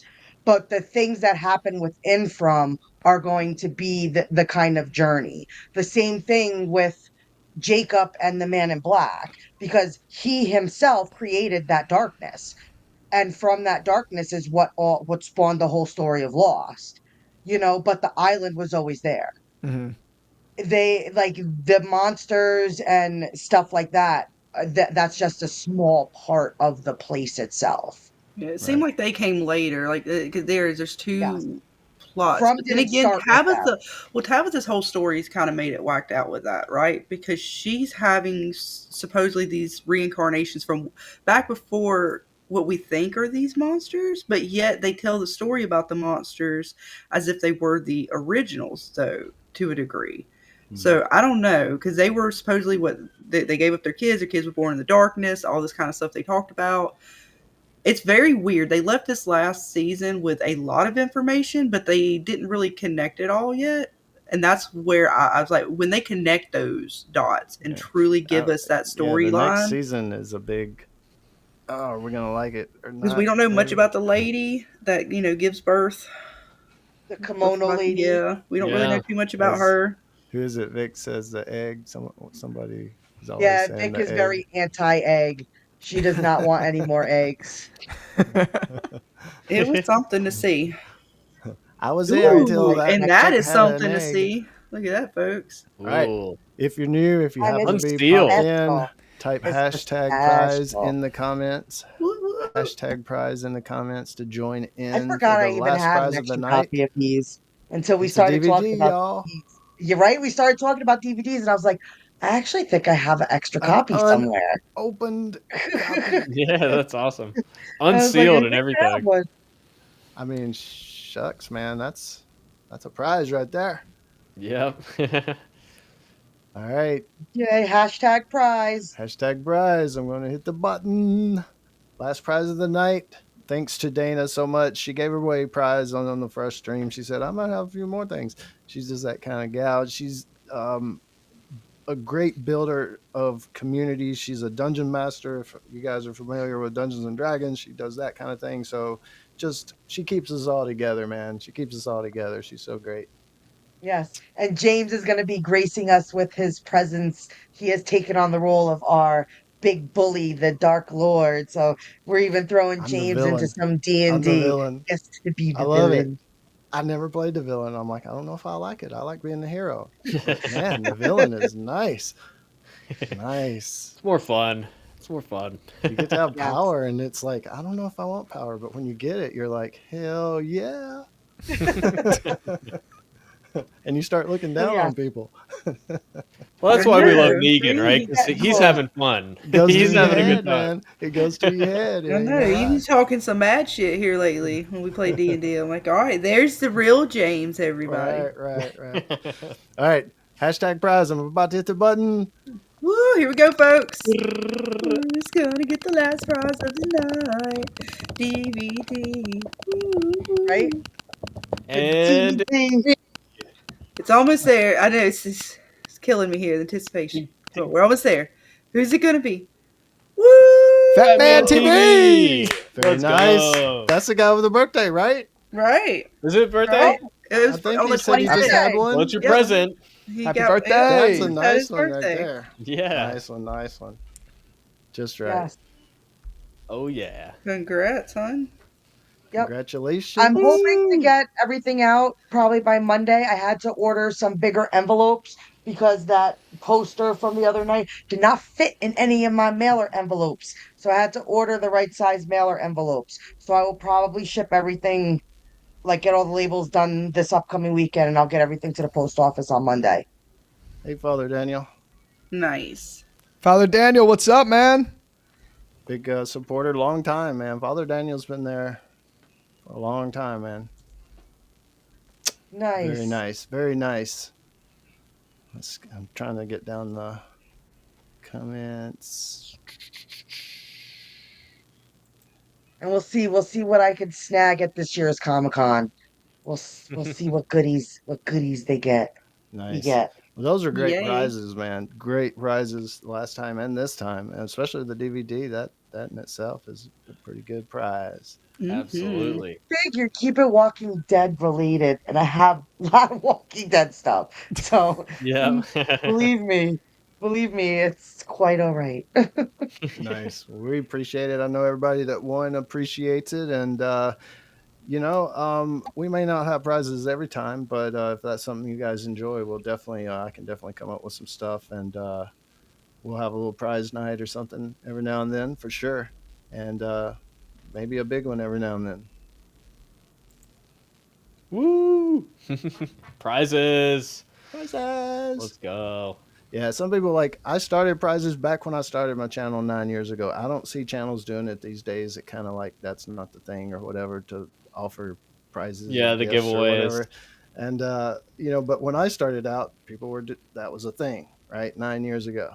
So I tried it a couple of times, and I did. I gave away some T-shirts and some comics. Nothing really major, but people just sometimes the winners said, "Yeah, but I'm not going to give you my address." And they were shy about that, and I come across that Yeah. a whole bunch, so it just kind of fizzles out. Well, I think So- what helped me was I came from the chat. So a lot of people who kind of met me from the first community we were part of, from Jeremy's community, I've been able to build a trust with people because you give me your address, and guess what? My address is on the return postage label. So it works kind of both ways. I have to trust you as much as you have to trust me. Hmm. So You can I've always get a I think- PO box too if you're worried about yeah. it. No, I'm not, because people have to give it, so I feel like it's the least I could do. If somebody's willing to trust me with it, I have Mhm. to kind Oh, of give yeah. that trust back in a way. So and plus, everybody knows I'm from New York, and I go by my real name. I'm not a hard person to find. If some really want to go that much out of their They way, want to go first they through got- New York to find Dana. God bless them. Yeah, good right, luck. and then they gotta get through my husband, which is gonna Right? be And basically Nico, moving. oh God, Nico, if you done ripped somebody apart, they just don't even know. No, So I'm just it's kidding. not. Nico's I'm not sweet. gonna. I'm not gonna be a easy task. But I'm me. Nice. I'm me. Well, we really appreciate the prizes, Dana. And look, we're at the 2-hour mark. You guys said you could say or whatever. The floor is open as far as talking. But even if we go on talking about whatever subject, I want to go ahead and get out what you guys are doing. So, Brian, what you've been up to, kind of with your channel? And Well, I'll maybe just what you plug got going my. on. Well, thank you for that. I just want to plug my Clementine Book 3 review. If you guys were a fan of the Telltale Walking Dead games, they did a comic book follow-up that absolutely destroys the character and is one of the worst books I ever read. So if you want to experience that story without actually reading it yourself and get to vent along with me, I have a trilogy of reviews that are almost feature length, each one of them, and I had a lot of fun with the intro. You'll see this outfit I'm wearing in that video, and I burned the books epically and had an Oh. AI generated I gotta diss watch track. AI generated diss track playing. I gotta So watch it. I had a lot of fun with that. So definitely check that out. At least the first like opening minute, check that out. It's a good time. Nice, nice. We'll put that link in the description for that video specifically. I That'd gotta be watch it awesome. I myself. appreciate that. Thank you. All right, Jerry, what about you? I know you always got stuff going on. You do stuff, you do shows, different shows, Walking Dead, but other shows too, and you like a lot and you don't like a lot, but you throw in a lot of personal stuff too. So I like that aspect too, It's like I've got to know you over time. Thank you. I talk about The Walking Dead. So for those of you guys who don't know, I talk about The Walking Dead. I also do Daryl Dixon on Dead City, as far as that goes, whether it's reviews or video essays. And then you could also check out my Dexter videos. I'm covering Resurrection, which has been absolutely phenomenal. And I do other things like we talk about Squid Game, we talk about really whatever comes to mind. I mean, I do a lot of stuff, but mainly I'd say primarily The Walking Dead. So I'm hanging out doing stuff at least once or twice a week of all sorts of different stuff. And I don't see it stopping anytime soon. And I'm not just a hate channel, by the way. Hey, I get that too, man. Tonight. You're just nitpicking. You're just a hater. I'm just a hater. No, I'm just joking. But yeah, I just try to speak my mind, Nice, whatever. nice. I don't hold back. Right. Quick thank you to Vic and everybody in the chat that helps out and provides those links and stuff Oh, like thanks that, for man. sharing the link. That's Appreciate what it. I mean when I say community, man. It's like there's people helping out and just little things like that I'm kind of overwhelmed just with the chat with 20 something people Yes. watching live. I Vic, can Vic imagine and with Jen are 500 awesome or something. moderators. So special thanks out to those people. But yeah, Jerry, it's I think we're in a good spot as far as the time that we're living in or whatever. It's interesting to have a channel and to go through the motions and to see things evolve and what it was and what it's becoming and being a part of that. As far as I used to be in a cave, like when my channel first started, maybe 2 years in, something like that, people started saying, you copied that other guy that did a Walking Dead review. And I'm like, I didn't, I know I didn't, right? But Yeah. we watched the same episode. And you could easily have the same theory and stuff, and something just matched up.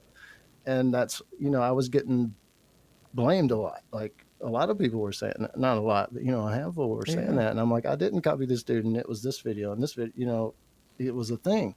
So I announced, look, I'm not watching any more channels. You guys can believe me or not, but I'm not going to, just for my own consciousness, right? Yeah. My own conscience. I'm going to know that I didn't watch that video before I made mine. And if I do watch one, it's after I've already said my opinion. Me too. So, same.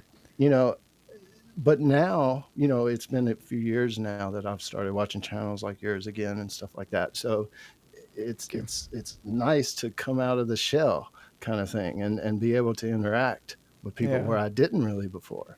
And I didn't, and like Dana and Scarlet, and, they pulled me out to be able to do stuff like this. And I think this is the future and the community building and stuff. It's just, that's where it's at. I agree. I kind of personally do the opposite, where like I'll get out my review and then I'll go watch. That was my rule in the beginning of it as much, where I'll do my review and then I'll go out and watch everyone's. And if they align, sometimes they align. Like you said, it's the way we might have the same opinion.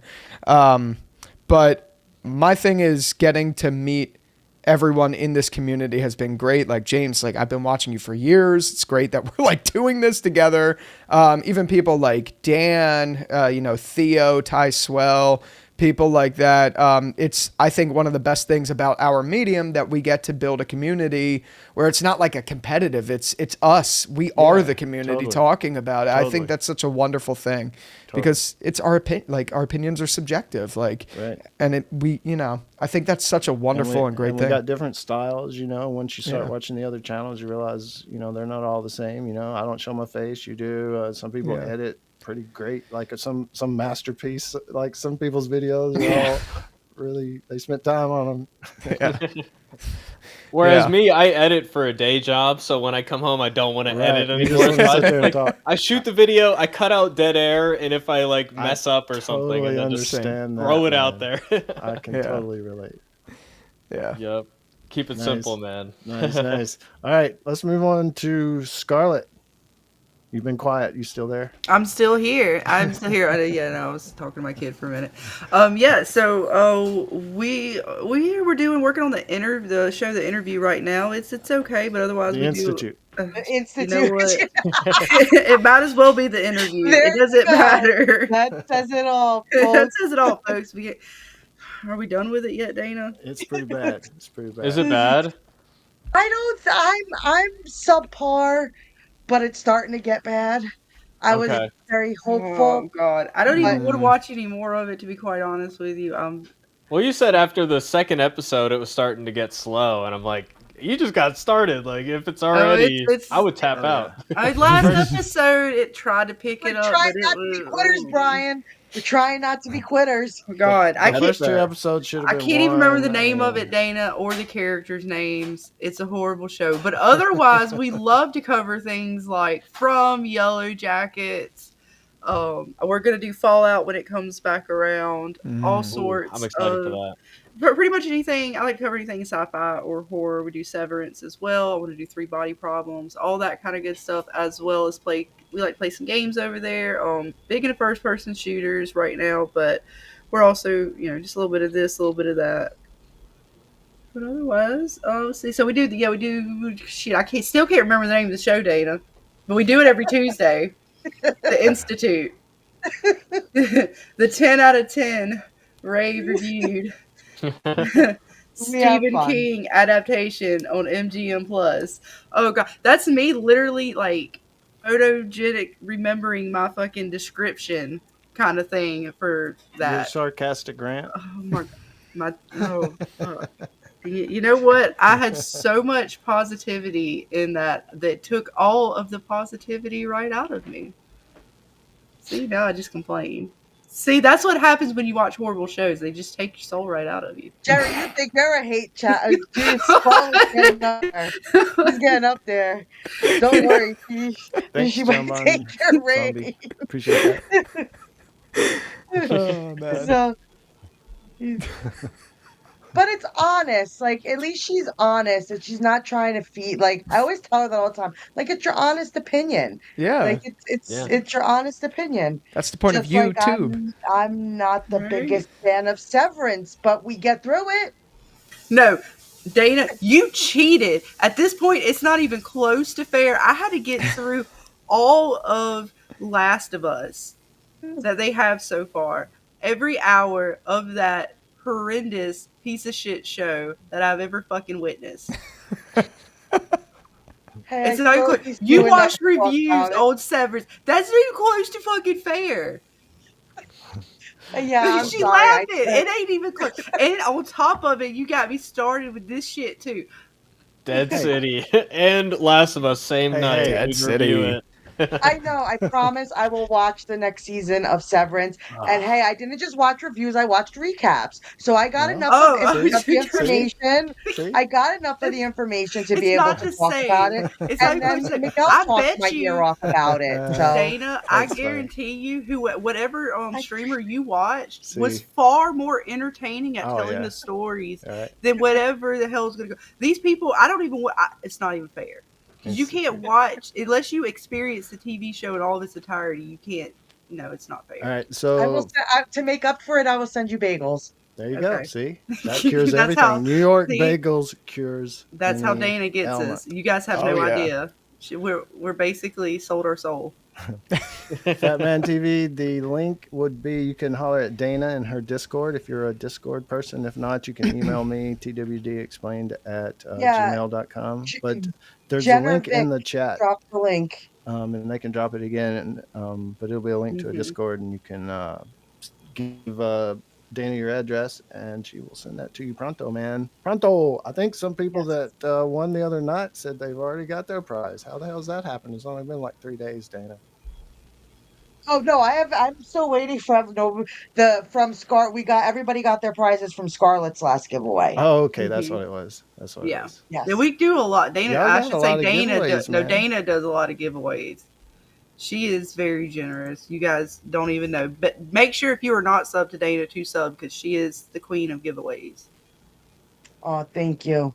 Yep, yeah. And Mod Squad Network, love to be on the show. I'm going to start doing these, more often, and I'd love to get some fans of the channel. You may be another creator. This is definitely a creator roundtable thing, as we're calling it. But fans, just holler at me on the channel or through the email. Yes, James actually replies. He replies to people. So if you reach out to him, you really will get to talk to James. And Yeah. careful, Dana. Don't tell all of his stalkers that. What? What? Wait, only the lady stalkers. Oh yeah. Lady stalkers welcomed. You're saying that now. You don't know who's gonna show up. Start showing up at the farm. Well, it said you would say hello. Yeah. Right? You hear tapping on the window in the middle of the night. Tap, tap, tap. Like, ah! You gotta grab the shotgun.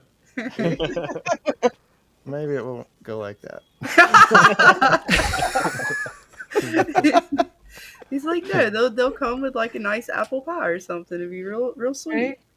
Well, I like apple pie now. I mean, See, that changed the game. If they can there you go. breakfast, See, ladies.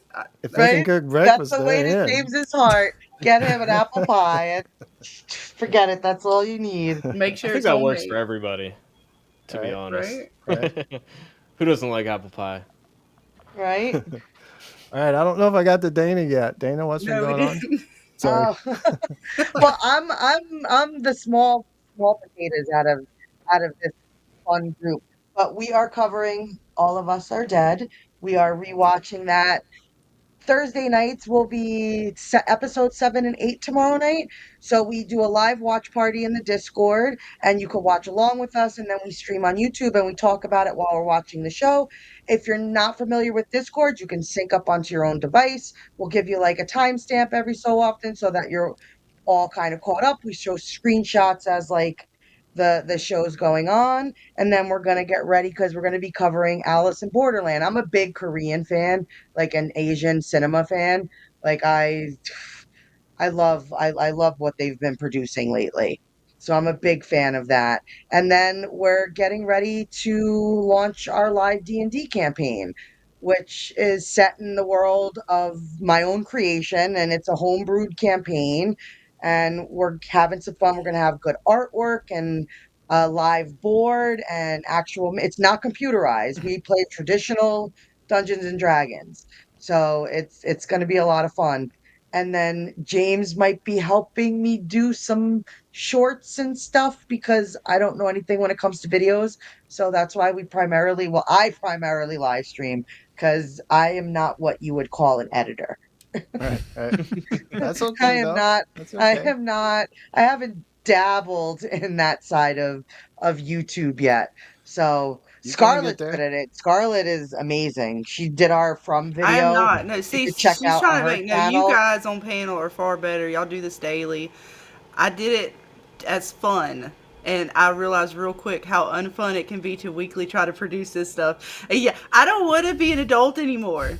That's the worst, like managing a full-time job and then coming home to do like a long video edit. It's like, great, I have no time. My girlfriend's Right. like, what are you doing? I'm like, Right? Especially on like the week to week. I don't know how you guys do it, but the week to week shows to keep up with that pace. And then even guys who do the Tell me about streams it. on top of the videos. And we're not talking one video. Some of these guys putting out 2-3 videos a week, 1 or 2 streams on top of, hustle. I mean, the hustle's real. Hell to you guys. I can't even light a candle to that. That's why I've taken a hiatus for the most part. Other than my Clementine review, I've been kind of dialing it back for the past 3 months, and it's been nice. And I was like, oh wow, this is what it's like to have time again. I That was just means grinding with you get YouTube to so join hard. us more. That's all Yeah. that means. You get to join us Right? more. No, you get no time off. No, just kidding. No, Jerry's about to kick in and do something. I think when Jerry sees the power of the it does cost a little bit. I was looking for some free, like using other software, but it was just a little, with the add-ons and stuff you had to do Yeah. to make it what this is. I think you'll see that you can have, it's a total production studio. I mean, you can have different episodes, you can have different speakers set up for different things. If you This is you could cool. really, I think you'll I really might see have the to. power in it. And Yeah. and so Jerry, I'm sure once he sees it, he's going to be in the mix. I'm already on the website, like looking at the plans. We'll be Nice. Yes, we going have on booked his shows. another. hopefully. Yes, If you want to join do us the on dark lazy way, side. what We what have I a used to big do is just screen grab the chat window and just have that in OBS and have it up. Mhm. Right. That's the That's a that's good the idea. cheap lazy way. That's Right, what I right. used to do. That's a good Yeah. idea. Every time I live stream, it's literally like I'm like keeping up with myself. I'm like, Origami Papercut said every day we play this. Father Daniel said this. Like I'm reading like everything, and then when I'm done, I'm like, like Yeah. literally like. Yeah, and I have to figure I this don't mean out. any disrespect to anybody in the chat. I know I didn't do that completely. It's just I knew it was overwhelming, and if I tried to get started, Oh gosh. that's it would just take up a lot of time. And not that we don't need to take up the time, you know what I'm saying. But I hope you guys understood that we wanted to get a discussion out and try to mix you guys in the best we could. But no disrespect if I missed anybody. We love all you guys, and I'm going to get better. I'm new at this. Scarlet may come in and help me if the streams get bigger, and we'll try to do the best we can. Well, it's tough to formulate a thought, keep a conversation going. You have a list of things you want to get to, and then still trying to like read chat while you're doing that. You'll start like out loud saying, what you're reading instead of what you're trying to actually say. Like, yeah, it's a battle for sure. Yeah. It just takes That practice. we're learning that with D&D as well, because Oh, yeah. that's a production. Oh, yeah, Like that about killed I me. have to invest in like cameras and stuff, and all, like I Oh, set up yeah. these boards, and That was we're hard. trying to make like a production out of it. Yeah, So and I'm we're totally new to D&D, so I'm sitting here trying to do math. I basically got my taxes laid out, and we're like trying to do chat and stuff, and I'm like, oh Dana, we really, yeah, we're gonna have to do something like this, a whole nother And level we of fuckery. incorporate the chat. Like Right. that's something that we love to do. So you get to join in on the game. I'll throw decisions out to the chat. I'll let the players beg the chat to kind of give them some bonuses, and sometimes they give negatives, and so it's fun. We let the chat kind of also play along with us. So even if you Nice. have no D&D experience, it's like just I'm excited about the story. I've invested a lot of my time in, like, it's my world, and I just am excited to bring my story to life. Oh, it's going to be So awesome. It's going to be it's awesome. gonna be a lot of fun. I hear it's got a great villain. Yeah, he thinks he's awesome. We're gonna find out who is the best. And there's absolutely, you guys don't have to be worried whatsoever. I think Brian can back me up on this. There's absolutely not going to be any fuckery at all. None. Just gonna play it completely straight. Dana, it's not fair. We don't have our fuckery clip because I would have absolutely played that right now. I got to get better. You guys have And all yeah, the and clips we ready. have I our got to get some awesome clips. Jen, the teacher from the chat, is going to be Yes. coming in and playing Loth Nice. for us as well. So like I'm doing like kind of like a players versus villains type of season. So I want to bring in anybody who is interested just to play a character and on my side of the team. No, And no, Dana's doing this because I can read everything in her mind, and this way she feels like maybe I won't know what's going on. She's got to mix it up a little bit. I'm too good with my perception. so yeah, it's fun. It's going to be a fun time. Yeah. I might have to be a villain at some point. Oh You can sneak me no, in there. no! How dare you Yeah. turn on Suddenly we got 15 Oh. villains and 3 heroes. I Yeah, know. no, who wants to be a hero? Come on. All right, Forget this Right. great. I'm about to go to Loth and be like, okay, I'm ready for my dark powers. that. Switch sides. All right. Yes. So it's Let's gonna be go. fun. We're gonna have a lot of fun. Oh yeah. When's Yeah, I that think starting there's- up? Soon. Soon, Well, hopefully. Hopefully. Soon, hopefully. Like I'm still in the process of getting all the artwork done. We have this awesome artist based out in the UK. His name is Liam, and he is just phenomenal when it comes to artwork. I got Nick working on some set pieces for me, and like we're getting there. We're getting there. It's a nice production that's taken a little longer than we thought, but I want it done right. We're really going to make sure to do it right. Yeah, Mhm. yeah, it's looking good so Awesome. far. It's coming together for sure. Yeah. There's a lot of things. There's a lot of shows. That's a good thing about shows too. One to go away, something else coming out, a second season or a third season of something. So there's always something to give our unqualified opinion on. And it's We might have to be extra harsh on Daryl season 3, man. Oh, You know, we gotta- Want to see unqualified? I'll show you unqualified. Right? Oh, Right? That's going to be a blast to cover. we've Yeah. awakened Oh, the yeah. sleeping monster. Oh my god. And it's I can't believe Dead City season 3 is a thing that's it happening. is. Do you guys think it'll end at season 4? Because I bet there will be a season 4. I hope, but The I fact hope that they it ends at didn't 3. announce it to be the last season means that they might do a season 4 because they seem reluctant to cancel a show. Right. Like Yeah. World Beyond was 2 seasons before it even premiered. Fear I they have let such go hope for that way show. longer than everybody wanted. You know, we were all wanted to be done with it, and it kept Because going. Dead City could keep going even if Daryl Dixon ends, because they have said specifically they're their own things. Yeah, Almost like the stories aren't going to cross over. They might in something That's else so later. dumb. It's so Not dumb because it dumb. sucks. yeah, yeah. It'd be what people fine if the want. shows were good. Yeah. Those type of crossovers and stuff like that. Like that was why, and it may sound cheesy, but I totally always appreciated that in the friggin' Arrowverse. I loved when those shows came together and you got to see all the different kind of shows. Were they the greatest? No, Mm. but it was at least the best adaptation you had out at the time. Mm.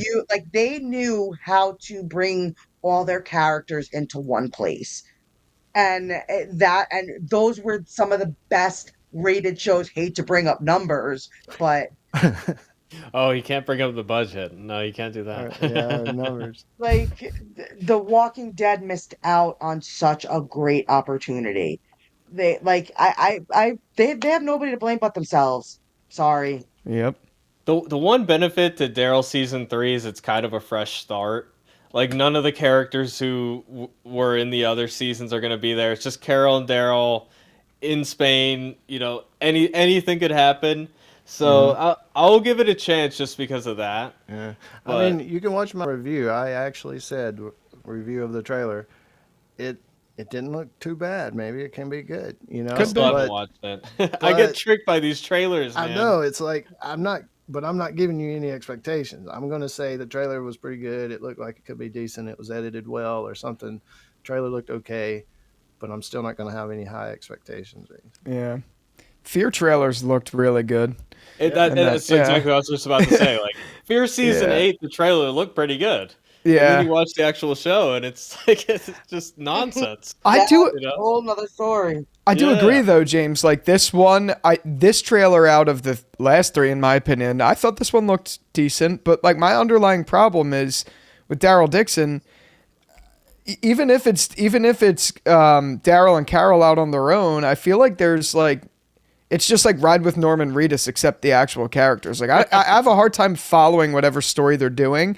I think it'd be interesting if like they tied Laurent in getting back to Alexandria or the Commonwealth, and maybe did something there as like a B plot to the story. I don't know, but like I have a hard time, especially now knowing there's only one other season after 3 coming out, to be like, where's the like end game here? Like, it seems like season 3 is just going to be them in Spain, and then I guess 4 is going to be where they connect it.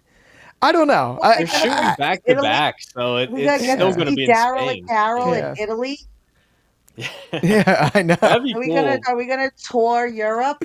I think that was the original premise, which like could have been interesting. I don't know. I think don't know. season 4 is going to be in Spain too, because they're shooting it back to back to like save money and reuse sets and keep the same cast and stuff. They're not going to do a whole nother country shift. Right. As cool as that would be. But yeah, I mean, the thing is, it has no stakes, right? Because we know Exactly. Daryl and Carol are They're going gonna to live. survive. They're going to live. They're going to probably reunite with Rick, or at least they're going to be headed back home. That's the Yeah. end of the show. We already know how it's going to end. And, you know, the story itself, they haven't proven that they can make a self-contained story compelling with that. I agree. So, and I mean, what can we do with Daryl's been on screen for so many years now? It's like, what is left for his arc? I mean, we've done everything. We've He's gone going back to and save another town. Yeah. We have to fight. forth. Yeah. The good, the bad, and the undead. Yep. Funny title. Yeah, Oh, they're shit, going to be I would have superheroes. preferred a fucking Negan and fucking Daryl show over these 2 shows if we're gonna nitpick about shit. Yeah. Carol Yeah. is just so pointless. Maggie is just so pointless. Like, Yeah, they don't have any changing left to do, really. I mean, like, where are we headed? I don't know. So if Dead City season 3 comes on, and the way I understand it, maybe they'll show it. I don't know, but the way I've seen and understand it, the story's going to possibly jump time, and Negan and Maggie are over the New York location, even if New Babylon maybe has a stake in it or whatever, or is taken it, and it's now a member of the New Babylon Federation or whatever. Probably. And Negan and Maggie will be the people over it. But you still got Herschel and the burnt lady out there running around. You still got Croat. He may or may not return. But how do you feel about that? You know, they're going to possibly jump time, and it's just going to be a story of, okay, they captured the methane. Now what? Like, is it just going to be the burnt lady and Herschel going to be the bad guys again? I just don't think they set up anything there that was like compelling enough to hold on to. Like, okay, there's a little bit that you could tell about the old lady and Herschel and how like she's like grooming him a little bit. You could tell a little bit of that. weird. But weird. I don't care to watch it. And then there's just going to be more people shipping Maggie and Negan all over X, talking about like, oh my God, they touched a hand. They can't. I'm like, do that. they can't do. If they do that, that I'm would done. be insane. I'm out. I'm out Weird, forever. though, right? I know. If that was an old man with a young little girl, everybody would be friggin' up in arms. Exactly. It's still friggin' weird that it's an old lady with a young little boy. Yeah. That's a great point. It's And, like, it's very Dana, you're not supposed to weird. say those kind of things. And Maggie seems to care more about Negan than Herschel throughout all this. Like the way it ended off, like we're gonna do it together. Yeah, well, what about Herschel? Like, what do you mean? I don't know. That bothered me so much. Why doesn't Maggie just like smash her head in? You know what I mean? Like, I know. Why was she willing to? Or she's like, oh, you got to go kill this person for me. No, I'm gonna That's kill out you of her right now character. and take It's my a little out son of her with me. character. Like, take him kicking and screaming. I'll drag him out of here. Like I don't know. Maggie went out of character so many times just I during the know. last season. Like, that's not what Maggie would do. No. You know? I don't even think like we've talked about it before in our review streams, but her whole narrative hook of like I'm doing everything for my son is undercut by the fact that she left the safest place possible, the Commonwealth, Yes. to go to the bricks, which isn't safe. She signs a deal with New Babylon, who will murder you for the slightest infraction. Like, And it's never mentioned. never. Ever. Yeah. Yeah. And it's like, Yeah. just go back home. Just go She back left her there. friends. She left Commonwealth. They have ice cream. Herschel could be eating ice cream with Judith. You know what I'm saying? He could And be going in to school and with being friends safe. and have a normal life. But she's like, F that. F that, man. I'm gonna take my Yeah. kid out in the middle of nowhere. If This I was place hit- called the Bricks is a piece of shit, and raise him, and Like, he's gonna teach be him how to happy. shoot He's gonna be deer. happy, and I'm gonna make him be happy. I And would be it's like, angsty what too the if I hell? was him. I'd Me be too. like, Good for you, You don't Herschel. really care Kick about her the me. fuck out. Take the burnt lady. Burnt lady probably give him ice cream. That's the problem for me with these spin-offs. They're so disconnected and they ignore everything that we've, seen with the show to begin with. And then they don't mention this at all. The obvious is like if they in season 2 had at least said like had a scene with Herschel and Maggie where Maggie's like, we should just go back to the Commonwealth. Like what are we doing here? Even if Herschel's like, no, I like this here. Okay, at least then you're like showing that there is some care there. But like, it seems to me that they're kind of making it seem like after all these years, Maggie had some sort of like problem with the Commonwealth that made her leave because I don't know what else to interpret as to why she refuses to go back. Right. It doesn't really make any sense to me. And it doesn't feel like The Walking Dead. Like it just doesn't. Not Right. at all. Right. And like the narrative hook of the Daryl show was Judith telling him, "You deserve a happy ending too." Yeah. That's supposed to mean like, oh, he starts a family of his own, like gets married and has kids or whatever. He's going to do that on a different continent, away from everybody he cares about. Like, I what know. is that? What is that's not even a narrative hook because his happy ending is going back home and realize I had the happy ending all along. Like, what are we I know. doing here? I know. They're aimless. To me, Yeah. these spin-offs, they had so much potential, and I think their seasons 1, even Dead City, I'll give it a little slack.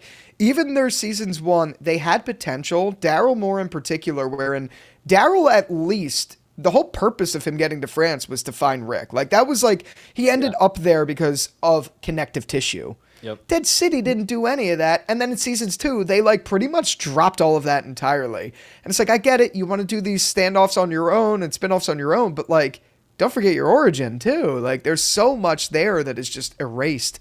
That's If they're going to be unfortunate. so disconnected, I'd just rather have all new characters. Same.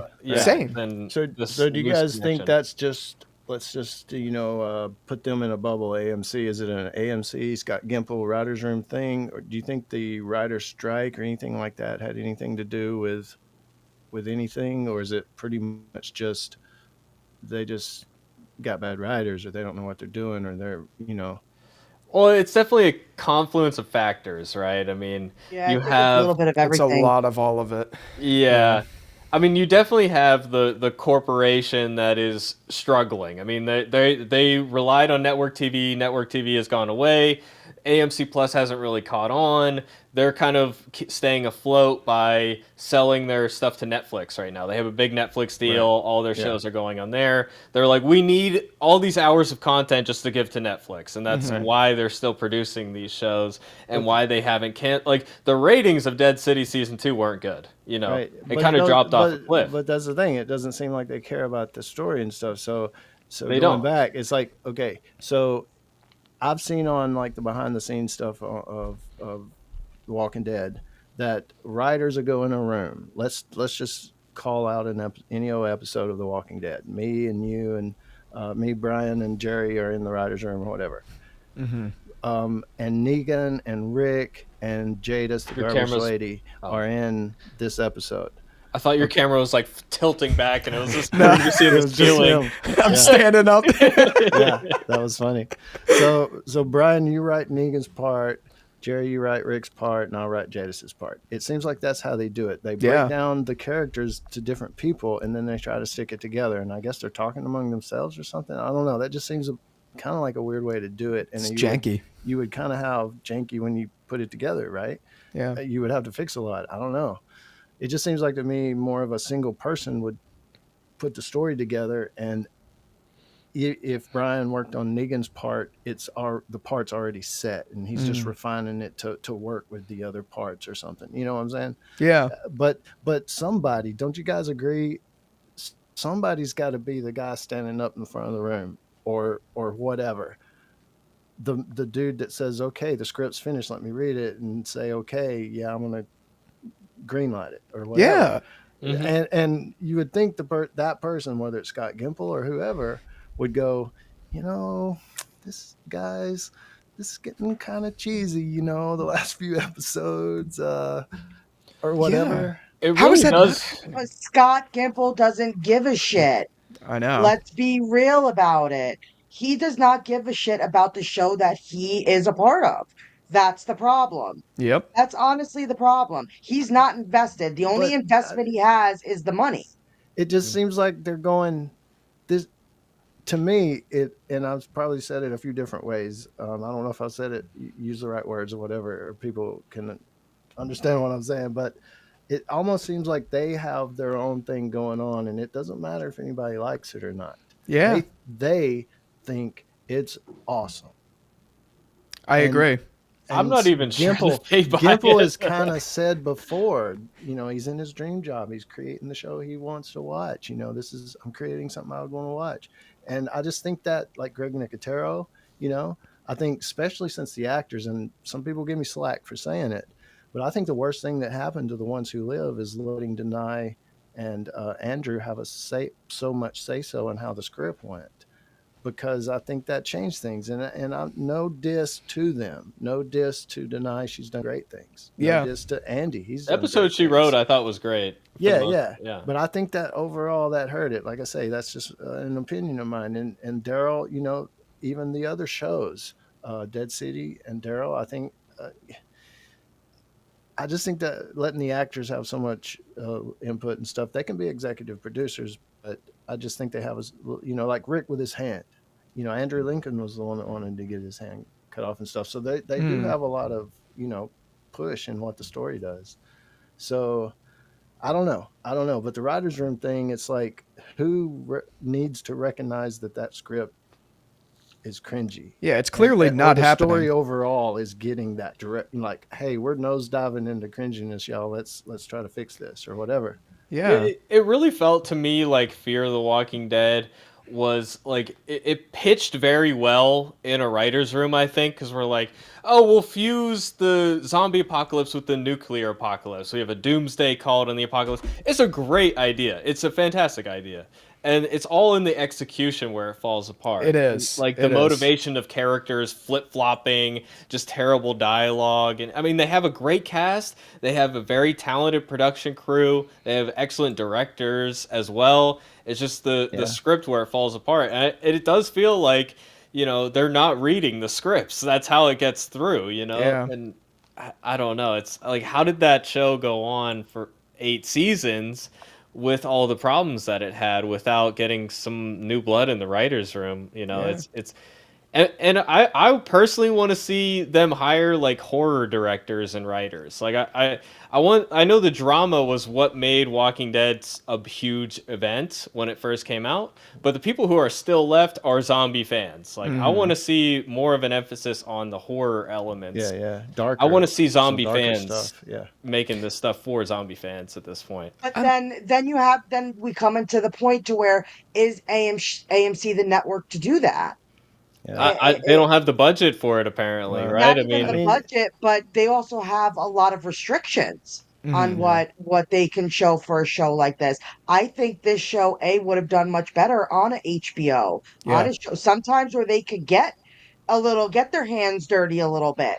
Yeah. I feel like there's a lot of restrictions on the horror side of it I because feel like they don't anymore though, because it's all streaming now. I mean, they still have network TV, but they drop f-bombs on the show now. It feels like they have less restrictions than they used to, that was and they don't weird. go as far as they used to. Because They they got don't. freaked. They got freaked out when everybody was mad that they killed Glenn off so brutally. But it was the right thing to do. Exactly. Right? Me as a Happened in horror the fan, comic. I'm like, you have to have that brutality in the show for it to work, and Yeah. they have pulled back ever since. So that. Yeah, they really seem to be pulling their punches. I think the restrictions aren't really like they're not trying to push boundaries at this point, which is Hey, like what made Walking Dead The great. people that complained about that were unqualified. It don't count. But That's the what this is point. all about, Like, guys. if you read the comic book, it's gruesome. Yeah. Like Oh, it is Oh, gruesome. sex, Like, violence, rock Yeah. and roll.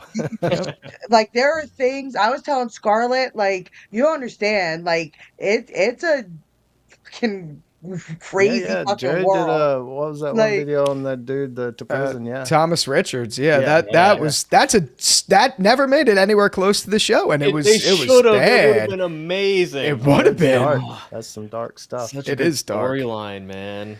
Like I've never that. read something so fast in my life as that prison arc. I know, I know. What? And even like the governor. I mean, I'm so glad with David Morrissey they fleshed him out in some ways, but like the governor in the comics was fucking Yeah. bombastic. He was crazy, and again, David Morrissey brought life to the governor in a different way, and I liked that a lot. But yes. like those gritty moments that were just really raunchy and apocalyptic, they just weren't in the show. And again, I applaud it because they did it really well in the early seasons still.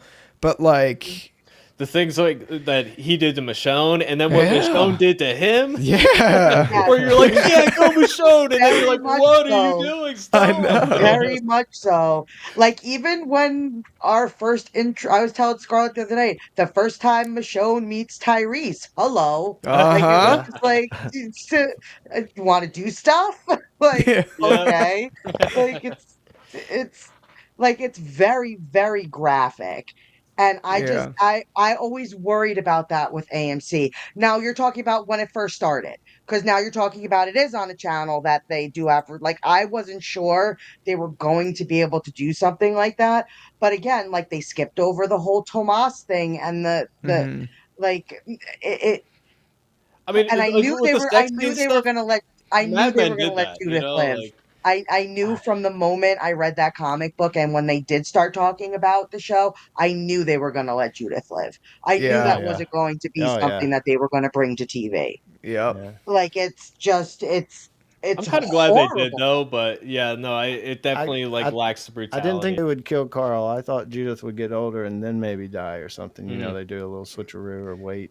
Yeah. Well, they Waiting split game. up the prison battle between two different Yeah. season finales, and it just didn't It's work.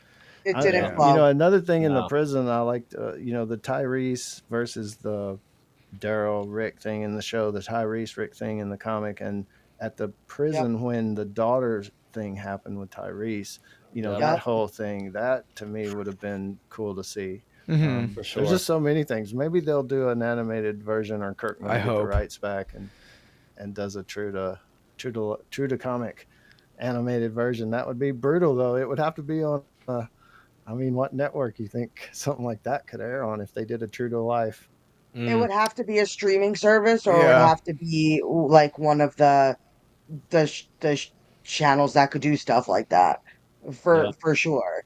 Like, even Negan, even like, just my favorite episode with Negan was the unrated episode that they gave you on one of the DVDs, where like he really got to like talk Negan, and like Mhm. every other word that was an F bomb, and he was just he I that was the first time I was ever like, okay, he's Negan. I was Yeah. like, he's pulling that off. But it was the unrated version. I feel like they just had to I don't know, strip down the villains so much. Like, it got a little better when they got to Alpha. Like, they They dabbled still in her didn't. darkness a little more, but they They pulled still, some of the punches still with yeah, like the like, it things that were was, happening with women in the Whisper community in the comics. yeah, They like, didn't do that. Oh Yeah. yeah, they left a so lot of little it's details a out. dark comic book. Like, Hmm. it is not something for, like, it's brutal. And every villain, that's what I liked about it, was worse than the one before it. Yeah. So as they progressed through these different villains, like, it just got worse and worse. Like, you couldn't think the next one could be more deprived than the one you were just reading about. Right. Like, it was just, and that's what Rick goes through this progression and all the loss because that is something in the comic book. Nobody was safe. Yeah. Like, Nope. it didn't matter who they were lopping off and everything. Yes, Rick was the focal point, and the character, everything kind of followed around, so he did have a plot armor in a sense, but everybody around him didn't. Mhm. Yeah. Like, it didn't matter. Like, they was every other episode somebody was gone. Even Or like like chopping Rick's issue. hand off was like a big risk. You know, that was pretty early in the Mhm. comics run too. Yeah. real early. That was Yeah. like the very first second we met the governor too. It's like, hi, boom. He's like, hi, how you doing? Give me your hand. What an introduction to a Yeah. character, you know? I know. I know. Do you guys think it was a little parallel when that happened in Game of Thrones to Jaime Lannister? It felt like it. Yeah, it felt like like it. a little nod to the Rick thing, maybe in the comic. I don't know it the probably order of wasn't. it, like if that happened in the Yeah, it probably wasn't, Yeah. but it feels like it. yeah, Same it kind could of be. thing. Because in the comic, it was I don't his know right enough hand. about the books. In the show, Yeah, it me was neither. his left hand. But in the comic, it was his right hand, and it happened during. Spoiler alert! It happened during the governor arc, right at the start of it, like Jerry said. Yeah. And so, for the rest of the comic, and he didn't die at the bridge. He lasted all the way through the Whisper All the way and through? Commonwealth arc, with his right hand gone. Right. Mhm. So, Yep. you know, and so in the He comic, basically had to learn how to live with it, like yeah, everything. and it really made him more of a I'm going to keep the shit together with trying to keep the people together instead of he could use a weapon really well and fight real well. He was Yeah. kind of His not strength off to was the in his side, but leadership. yeah, not- it was yeah. that power thing of his moved to being that strong leader, and that's why it wasn't the greatest way you put it together, I guess, Kirkman, but overall, but that's what culminated in the statue at the end, because he was a leader physically, Yes. just in presence and speech and actions, and I love that he has like a mythology around him at the end, and finishing the comic Yeah. with telling the story of Rick Grimes. Yeah. Really, like that's an ending where, like what I said earlier, where the ending is the most important thing that happens. Like it redefined the whole run of the comic. Instead of being this brutal, dreadful thing, it was kind of the triumph of the human spirit represented in Exactly. one man, and redefines what it meant, and that's one thing that the show is lacking because they just want to keep it going. They had to take out, Rick. They didn't get that full, complete, rounded story, so Yeah. I love Yeah. that comic ending.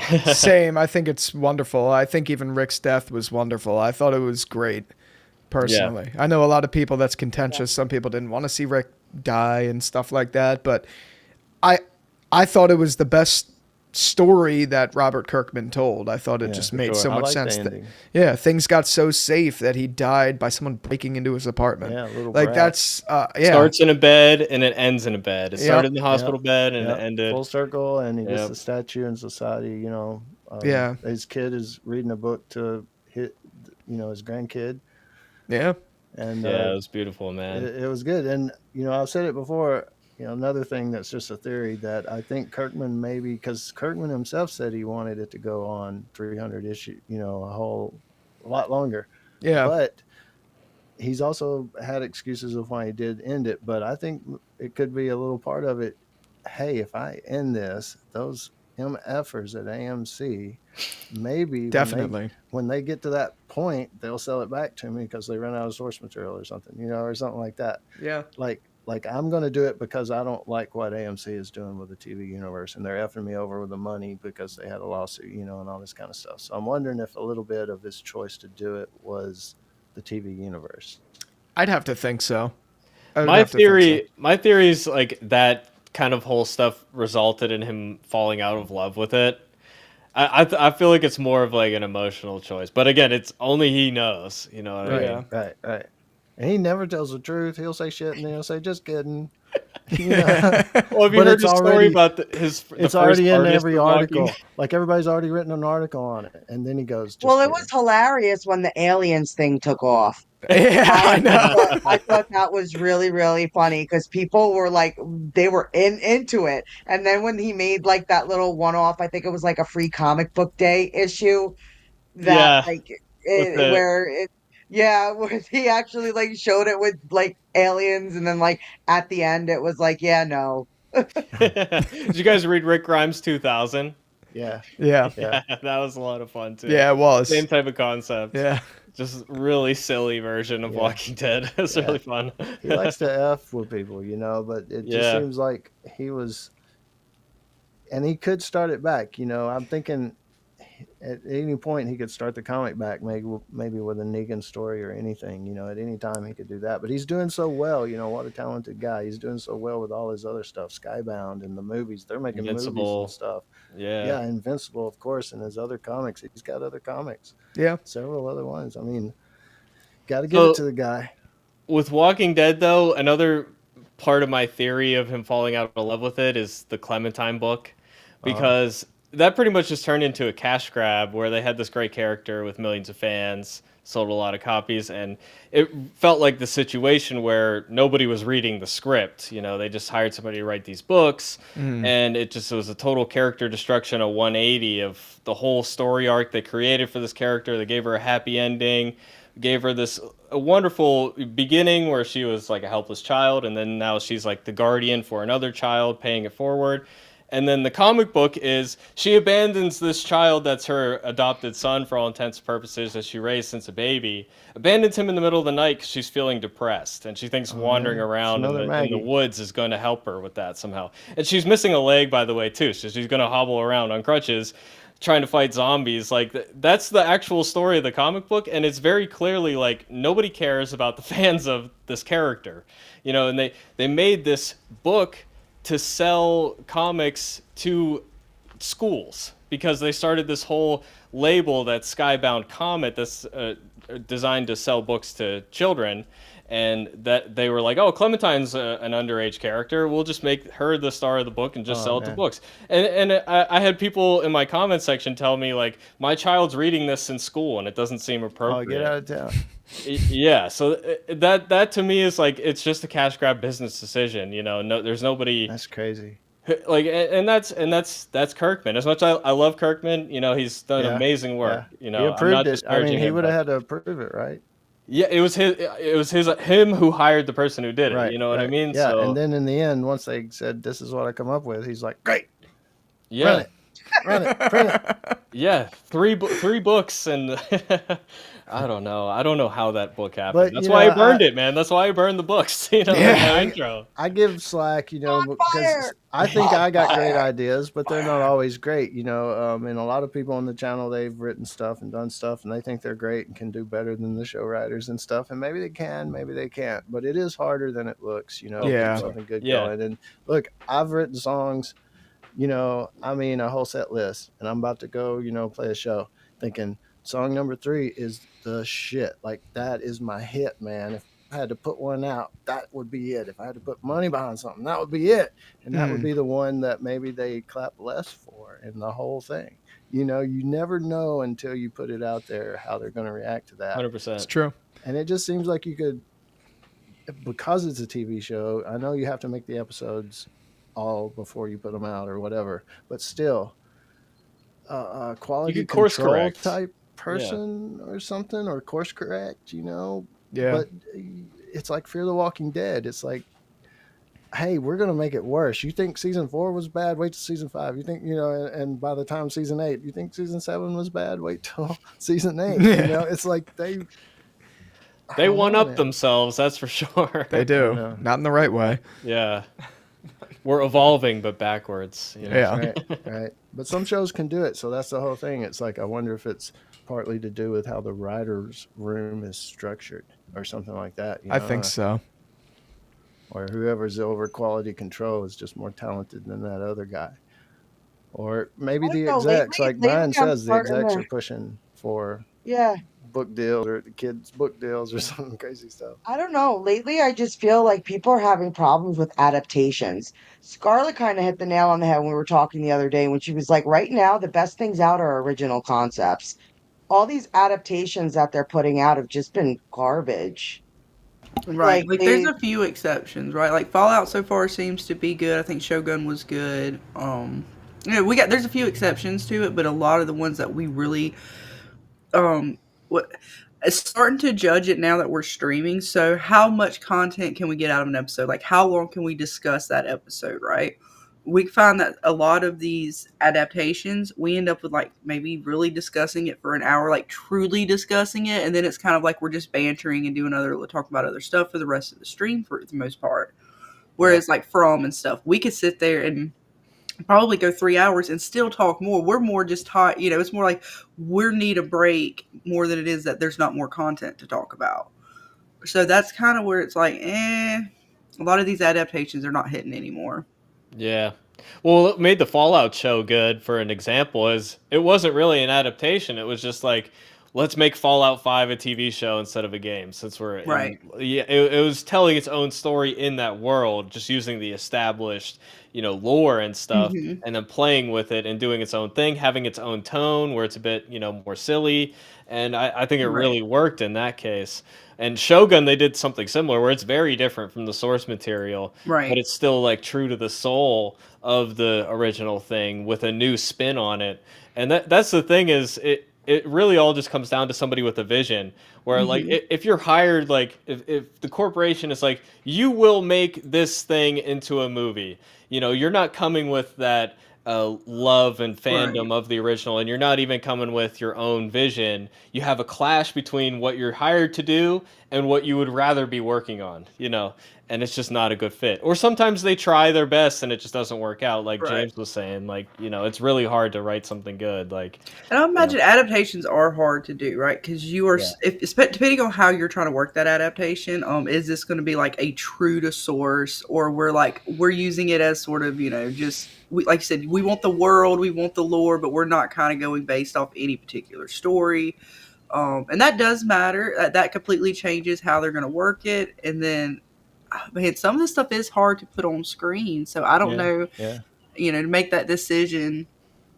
But But it's- sometimes it sucks, right? Like, it seems Yeah. like they just make the worst decision ever. And I know, and then like the changes, like I guess it's even more irritating is if you're gonna change the source material and then you change it for the worse as opposed to the better, and you're like, what the hell are you doing?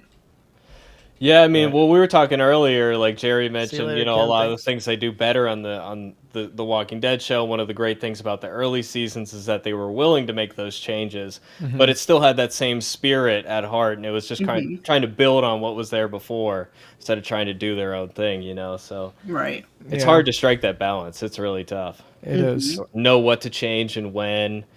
It's not easy. Yeah. Daryl Seymour's right here. I fucking love Better Call Saul. It's my Oh, one of favorite the best TV shows. show. Oh, it's so good. Yeah. I It's love the it, best. man. Oh, I watched all your videos about it. I'm excited for Vince Gilligan's new new show show, with yeah. Pluribus. I'm very excited for that Did with you Rhea call that Seehorn. number? They got. I- that I phone did. number? I did. I was waiting for the text though, and I never got the text. It Oh, was like, really? "Hi, we'll text you" or something, and I never yeah, got the text. I got the text. And Really? Yeah, it was just like, "Hi, Carol." I can read it for you. Let me Yeah, see I'm it. curious. I didn't at work, and then the whole day I kept I was like, "Where's the text? Where's the text?" Yeah, it just never came. It said, "Please know your life is your own, Carol. You have agency. That being said, reply yes to sign up for updates." And I said yes, and it was like, "You must have so many questions for us. Understand, we only want to make you happy. We'll be in touch soon." And that's it. Okay, all right. I think they're just gonna send me the trailer when it comes out. Yeah, probably. A lot of Yeah. people were pissed because they had like a 3-day YouTube I thing watched- sitting there Yeah. Yeah. counting down, and when it counted down, it was like a 10 It was a second 10-second thing. It was Yeah. nothing. And people were pissed, man. They're like, "I know it's Vince, it's gonna be great, but damn, man, I waited 3 days for this shit." Yeah. Yeah, I was watching it live, like on second monitor at work, and I was like, "Wait, it's over already?" I had to rewind it because I was trying to work and watch it. Yeah. And I was like, "What's going on?" Yeah, I can't wait for that. I just have a lot of Right. faith in Vince Gilligan. He's someone who knows when to end a show. And just a good writer, man. A good story. Yeah. Phenomenal. just- Even X Files, like phenomenal. He's Yeah, just done yeah. such a good job. I love that he's back to science fiction. I think that Yeah. is going to be something different. I from hope his it's kind of Gilligan thing. mystery boxish, I hope he's kind of jumping into that.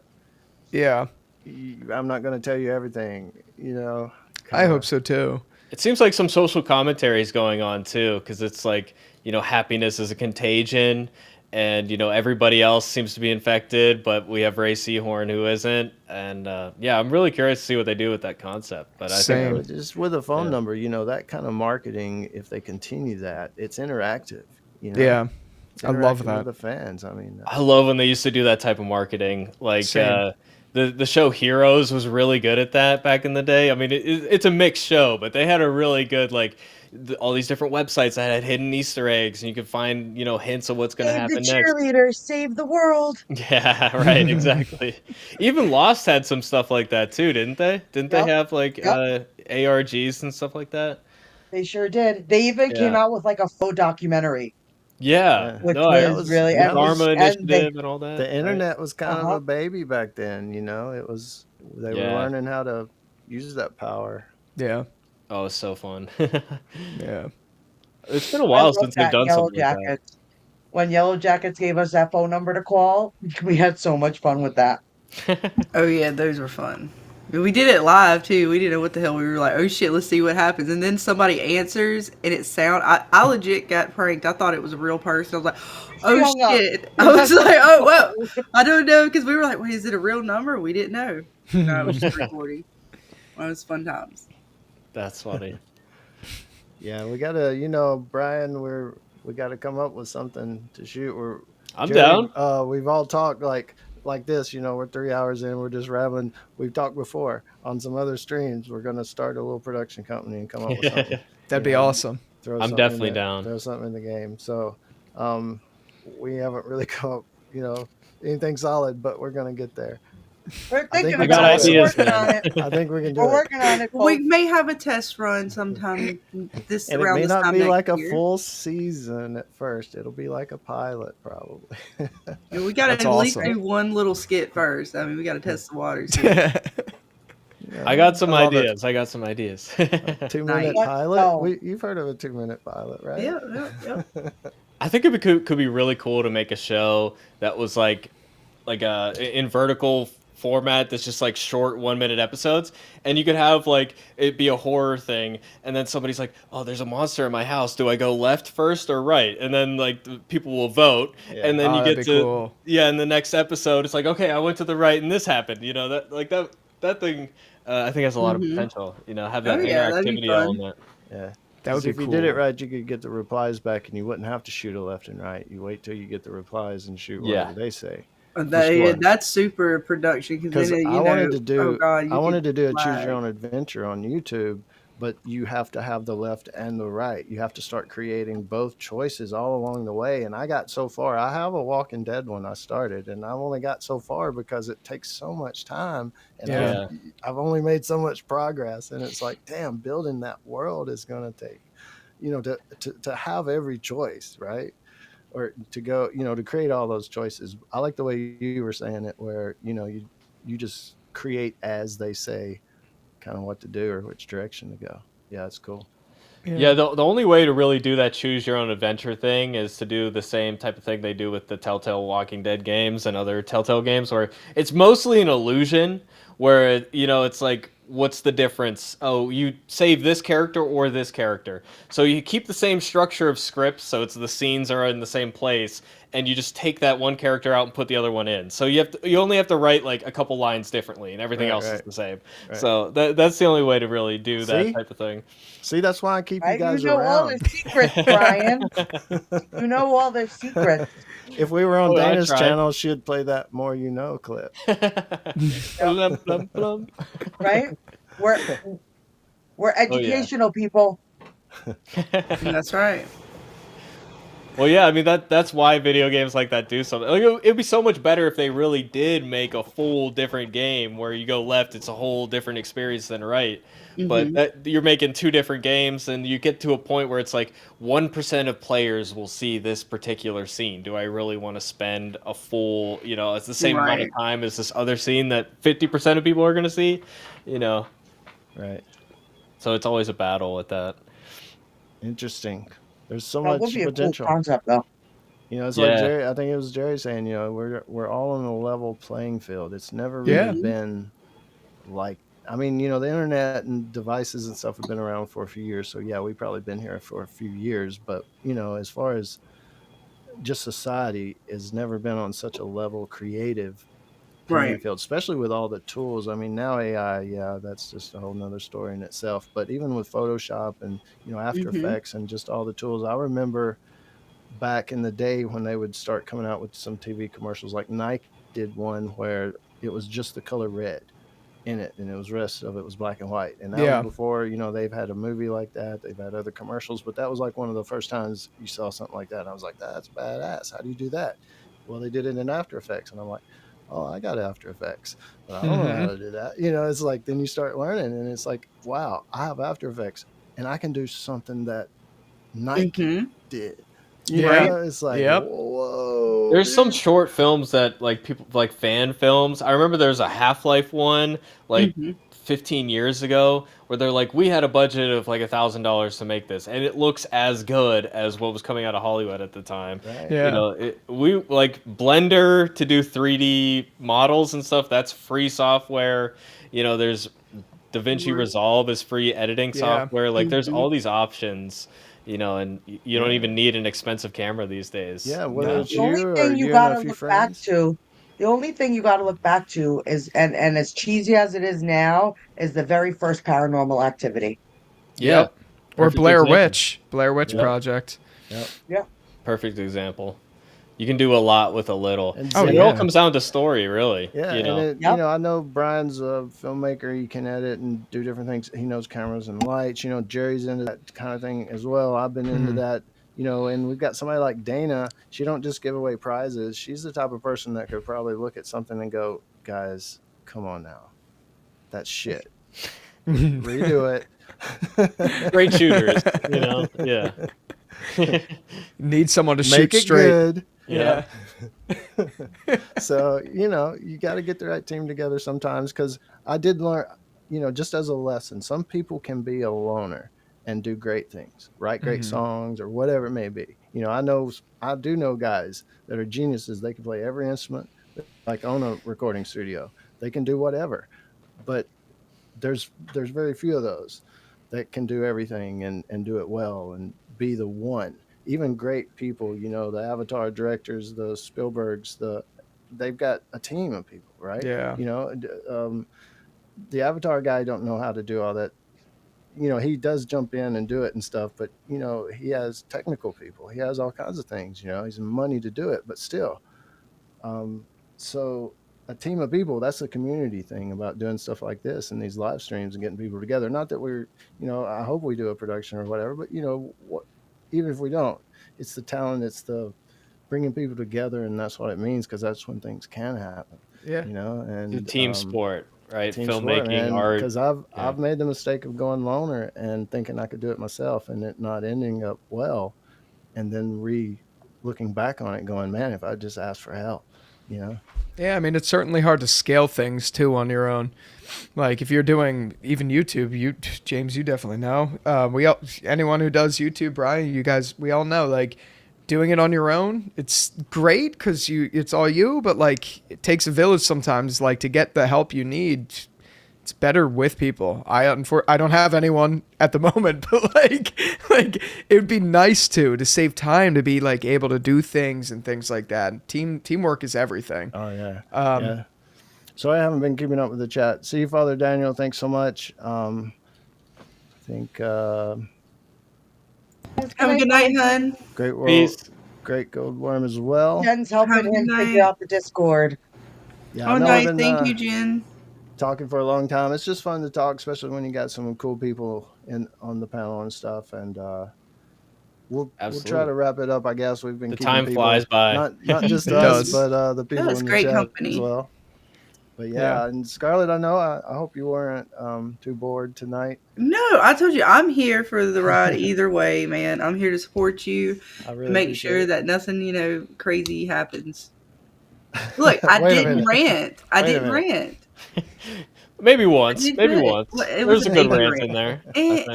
Yes, we're going It to wasn't my best, though. yes, I've had better. Scarlett, we should apologize for James's rant in that video, because I think that kind of he pulled that from us, and I know, think we I'm corrupted so proud James of a little him. bit. Look, I was But proud we of are him. so proud of you, and that video is something you should be very proud of because it came from the heart. Oh yeah. And hopefully it got a little discussion going, and we can keep that going. The energy of it anyway, and not take it in a negative way, but turn it into a positive, and show them that we are the future. You know, we are Yeah. what's real. We are the voice. I mean, and you can't We are the deny it. most You may not like qualified. You may not like it, but you know, Jerry's gonna give his opinion no matter what. You know, YouTube. You know, I guess they could shut down YouTube or something, but You're you know, not YouTube's stopping the me. biggest thing, Yeah. and it doesn't look like they're stopping YouTube. You know, they may Nah. change the rules or something, but YouTube's a power force, man, and independent. No matter what they're talking about. So the platform's amazing. We're there. Yeah. Jerry's going to talk about it. Brian's going to talk about it. Scarlet is definitely going to talk about it, and Dan's going to talk about it. Well, I will eventually get through the first season. Well, I mean, just shows in general and stuff. Y'all got to tune in with Scarlet. She has a good time, whether she's playing games or whatever. She's actually do, really good at the yeah, games. You know, we fun. just chit chat while she's blowing shit up or shooting people. So you know, it's just a fun community, and you know, you don't have to tune in every time, but every now and then, if you ain't got nothing to do or you want to hang out, join in the chat. And she's a much more better at like handling the chat. She actually puts you on screen and reads it and talks to you and stuff. And I feel like I've ignored the chat a little bit. So You'll get used to it. You know, it's very, you know, fortunately for me, the way me and Dana came into this, we got to come in through a streamer who was already streaming. So we kind of got to watch and learn to a degree in that respect, and then slowly kind of build our way into it. You kind of you're in it now, James. You're just in it, man. So is Jerry. Yep. Yeah, I'm happy to come back whenever. This has been great. This has been a lot of fun. So in case we lose you, you know, if once we disconnect or whatever, that link is your link. Like, you know, if you see, even if I'll try to holler at you and we'll keep in touch and stuff like that, you know, once I start scheduling stuff. But if we're in a discussion, usually if you want to jump on, man, just holler at me. You've got Thank the link, you. you know, and you can say, Yeah, hey, and man, I'll I got get something your to say. contact info from James for when From starts and stuff. Yeah, We'll and figure if out you are, something to do before that. I can't remember. Did you say you watched the interview? I keep calling it interview. No, I actually haven't heard of that. At this point, that's what it's called now, because Yeah. I feel like it's not recommended. It's horrible. I'll take your word at it. I haven't heard of it. Hey, don't take our word for it. We're not qualified. Apparently. Oh God, You're I also can't more than welcome to come talk some That's zombies, I've never been that and all bad of us for a are show, dead. dude. See, Yeah. James over here talking me up, and I can't remember the name of a show. James, you're doing absolutely fine. Oh, you're fine. Oh, that is the worst, though. That was pretty bad. I think It's that's okay, you know, I yeah. might as well keep it and just title it that, and then everybody will be fucking confused. Like, what in the hell is she talking about? Hey, it could be worse. The other day on a live stream of mine, I literally said that I thought Spain was in South America. Oh, Yeah, that was a big blunder. No. Oh no! it happens. And I It bet happens. Speak they Spanish, caught every right? word of it. They caught every word of it. Every comment coming in was Spain's in Europe. I'm like, what? It's like shit. That was All right. fun. Yeah, they didn't hear anything else you said, but they caught on to that. So I saw everyone saying correct. Europe. I was like, wait a that's the way minute. it works. What you That's the way should it have works. said is, I just said that for engagement. I'm just Yeah. trying to get you guys to. I was making Yeah, sure you see guys if were you're paying paying attention, attention. right? Instead, I almost do ran out the that. door. It's like, no, I'm out. My bad. Yeah, you dropped to the floor like the dog CEO barking, at the my Coldplay girlfriend's concert. Oh, calling. snap. Yeah, right. Oh my god. Well, I'm no longer a streamer, guys. Thanks. That was fun. It was a great test. I'm gonna Man. delete my channel now. Yep, Right? yep, that's it. That's it. If I had a nickel I'll come for back every as time Leah. I was corrected over the 9 years, Oh, I Mhm. would have a pretty good. Oh my little god, you sum. had Yep. when we were Yeah. covering Shogun, everybody was a friggin' expert in the chat. You so much Actually, in said a ancient syllable Japan. wrong or Oh, yeah, and I something can't say wrong. nothing to save my life. Oh my anyway. god, we Mhm. were crucified. We were crucified. That is not the Expect correct us to pronounce pronunciation all of those that names? word. We're You're not just- qualified. I have a bad enough time talking. I'm from New I York. know. Like, our Southern, Throw so we have our own language. to these deal names with. in I don't there. Cut me some slack. Cut me some slack. You know what all those comments were saying? They were all saying that we're unqualified and they Yeah. should be Mhm. reviewing the show Yep. instead. It's That's what- Europe, weird. unqualified. Yeah. They may be onto something there. Sometimes I do wonder how professional we are. Yeah. Oh yeah. We're getting there. Yeah. We're getting I don't know, James. Somehow you brought in the professionalism, and yet we've corrupted you. See. That's what I got Brian here for. Oh, now Brian. Okay, so Brian, we turn Brian's it the over to leveler you. outer. Hey, The my channel's leveler very outer. unprofessional. You just wait, Jerry. No, You're it- next. They're gonna be like, now we hand the torch over to Jerry. He provides that happy medium. If a lot of times if we start going off the rails, Brian will say, what about that one show?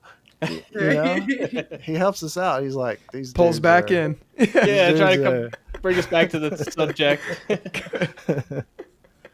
We gotta- did an hour on like AI generated stuff, or no, it was robots, right? We were talking about Sex robots. robots Oh my or God! something. Yes. Robots for like James 2 he's hours. still- yeah, Because James. I made the mistake of bringing up the movie Companion, and then that just turned into a whole, Look, you gotta understand when you're on my streams. It's Yeah, we you gotta spiral. Be careful what you say because things can be interpreted in any way. Mhm. Yes, It very much. happens. Like Dana learned. James like hell. I've learned even on my. I fuck myself from time to time by saying stupid shit, and they're trying to get me. That's the funny thing is because I get them 9 times out of 10 they'll say something and I'll be like making a joke out of it, mostly sexual, and so they're trying. They're catching on. Like James, he's coming around. He's getting quick with it. Yeah, there's certain words you don't say. Right? The climax of this show was amazing. You just don't say certain words. You They just doesn't gotta talk learn. about cake anymore. That's All right. Nope. Well, I No, appreciate do you not. guys. Brian, thank you so much for joining. Thanks for having Jerry, me. man. Like Pleasure. I say, you're a member of the crew now. So Thank in your you. time, I hope we can expand our communities and really go forward in this YouTube world. Me too.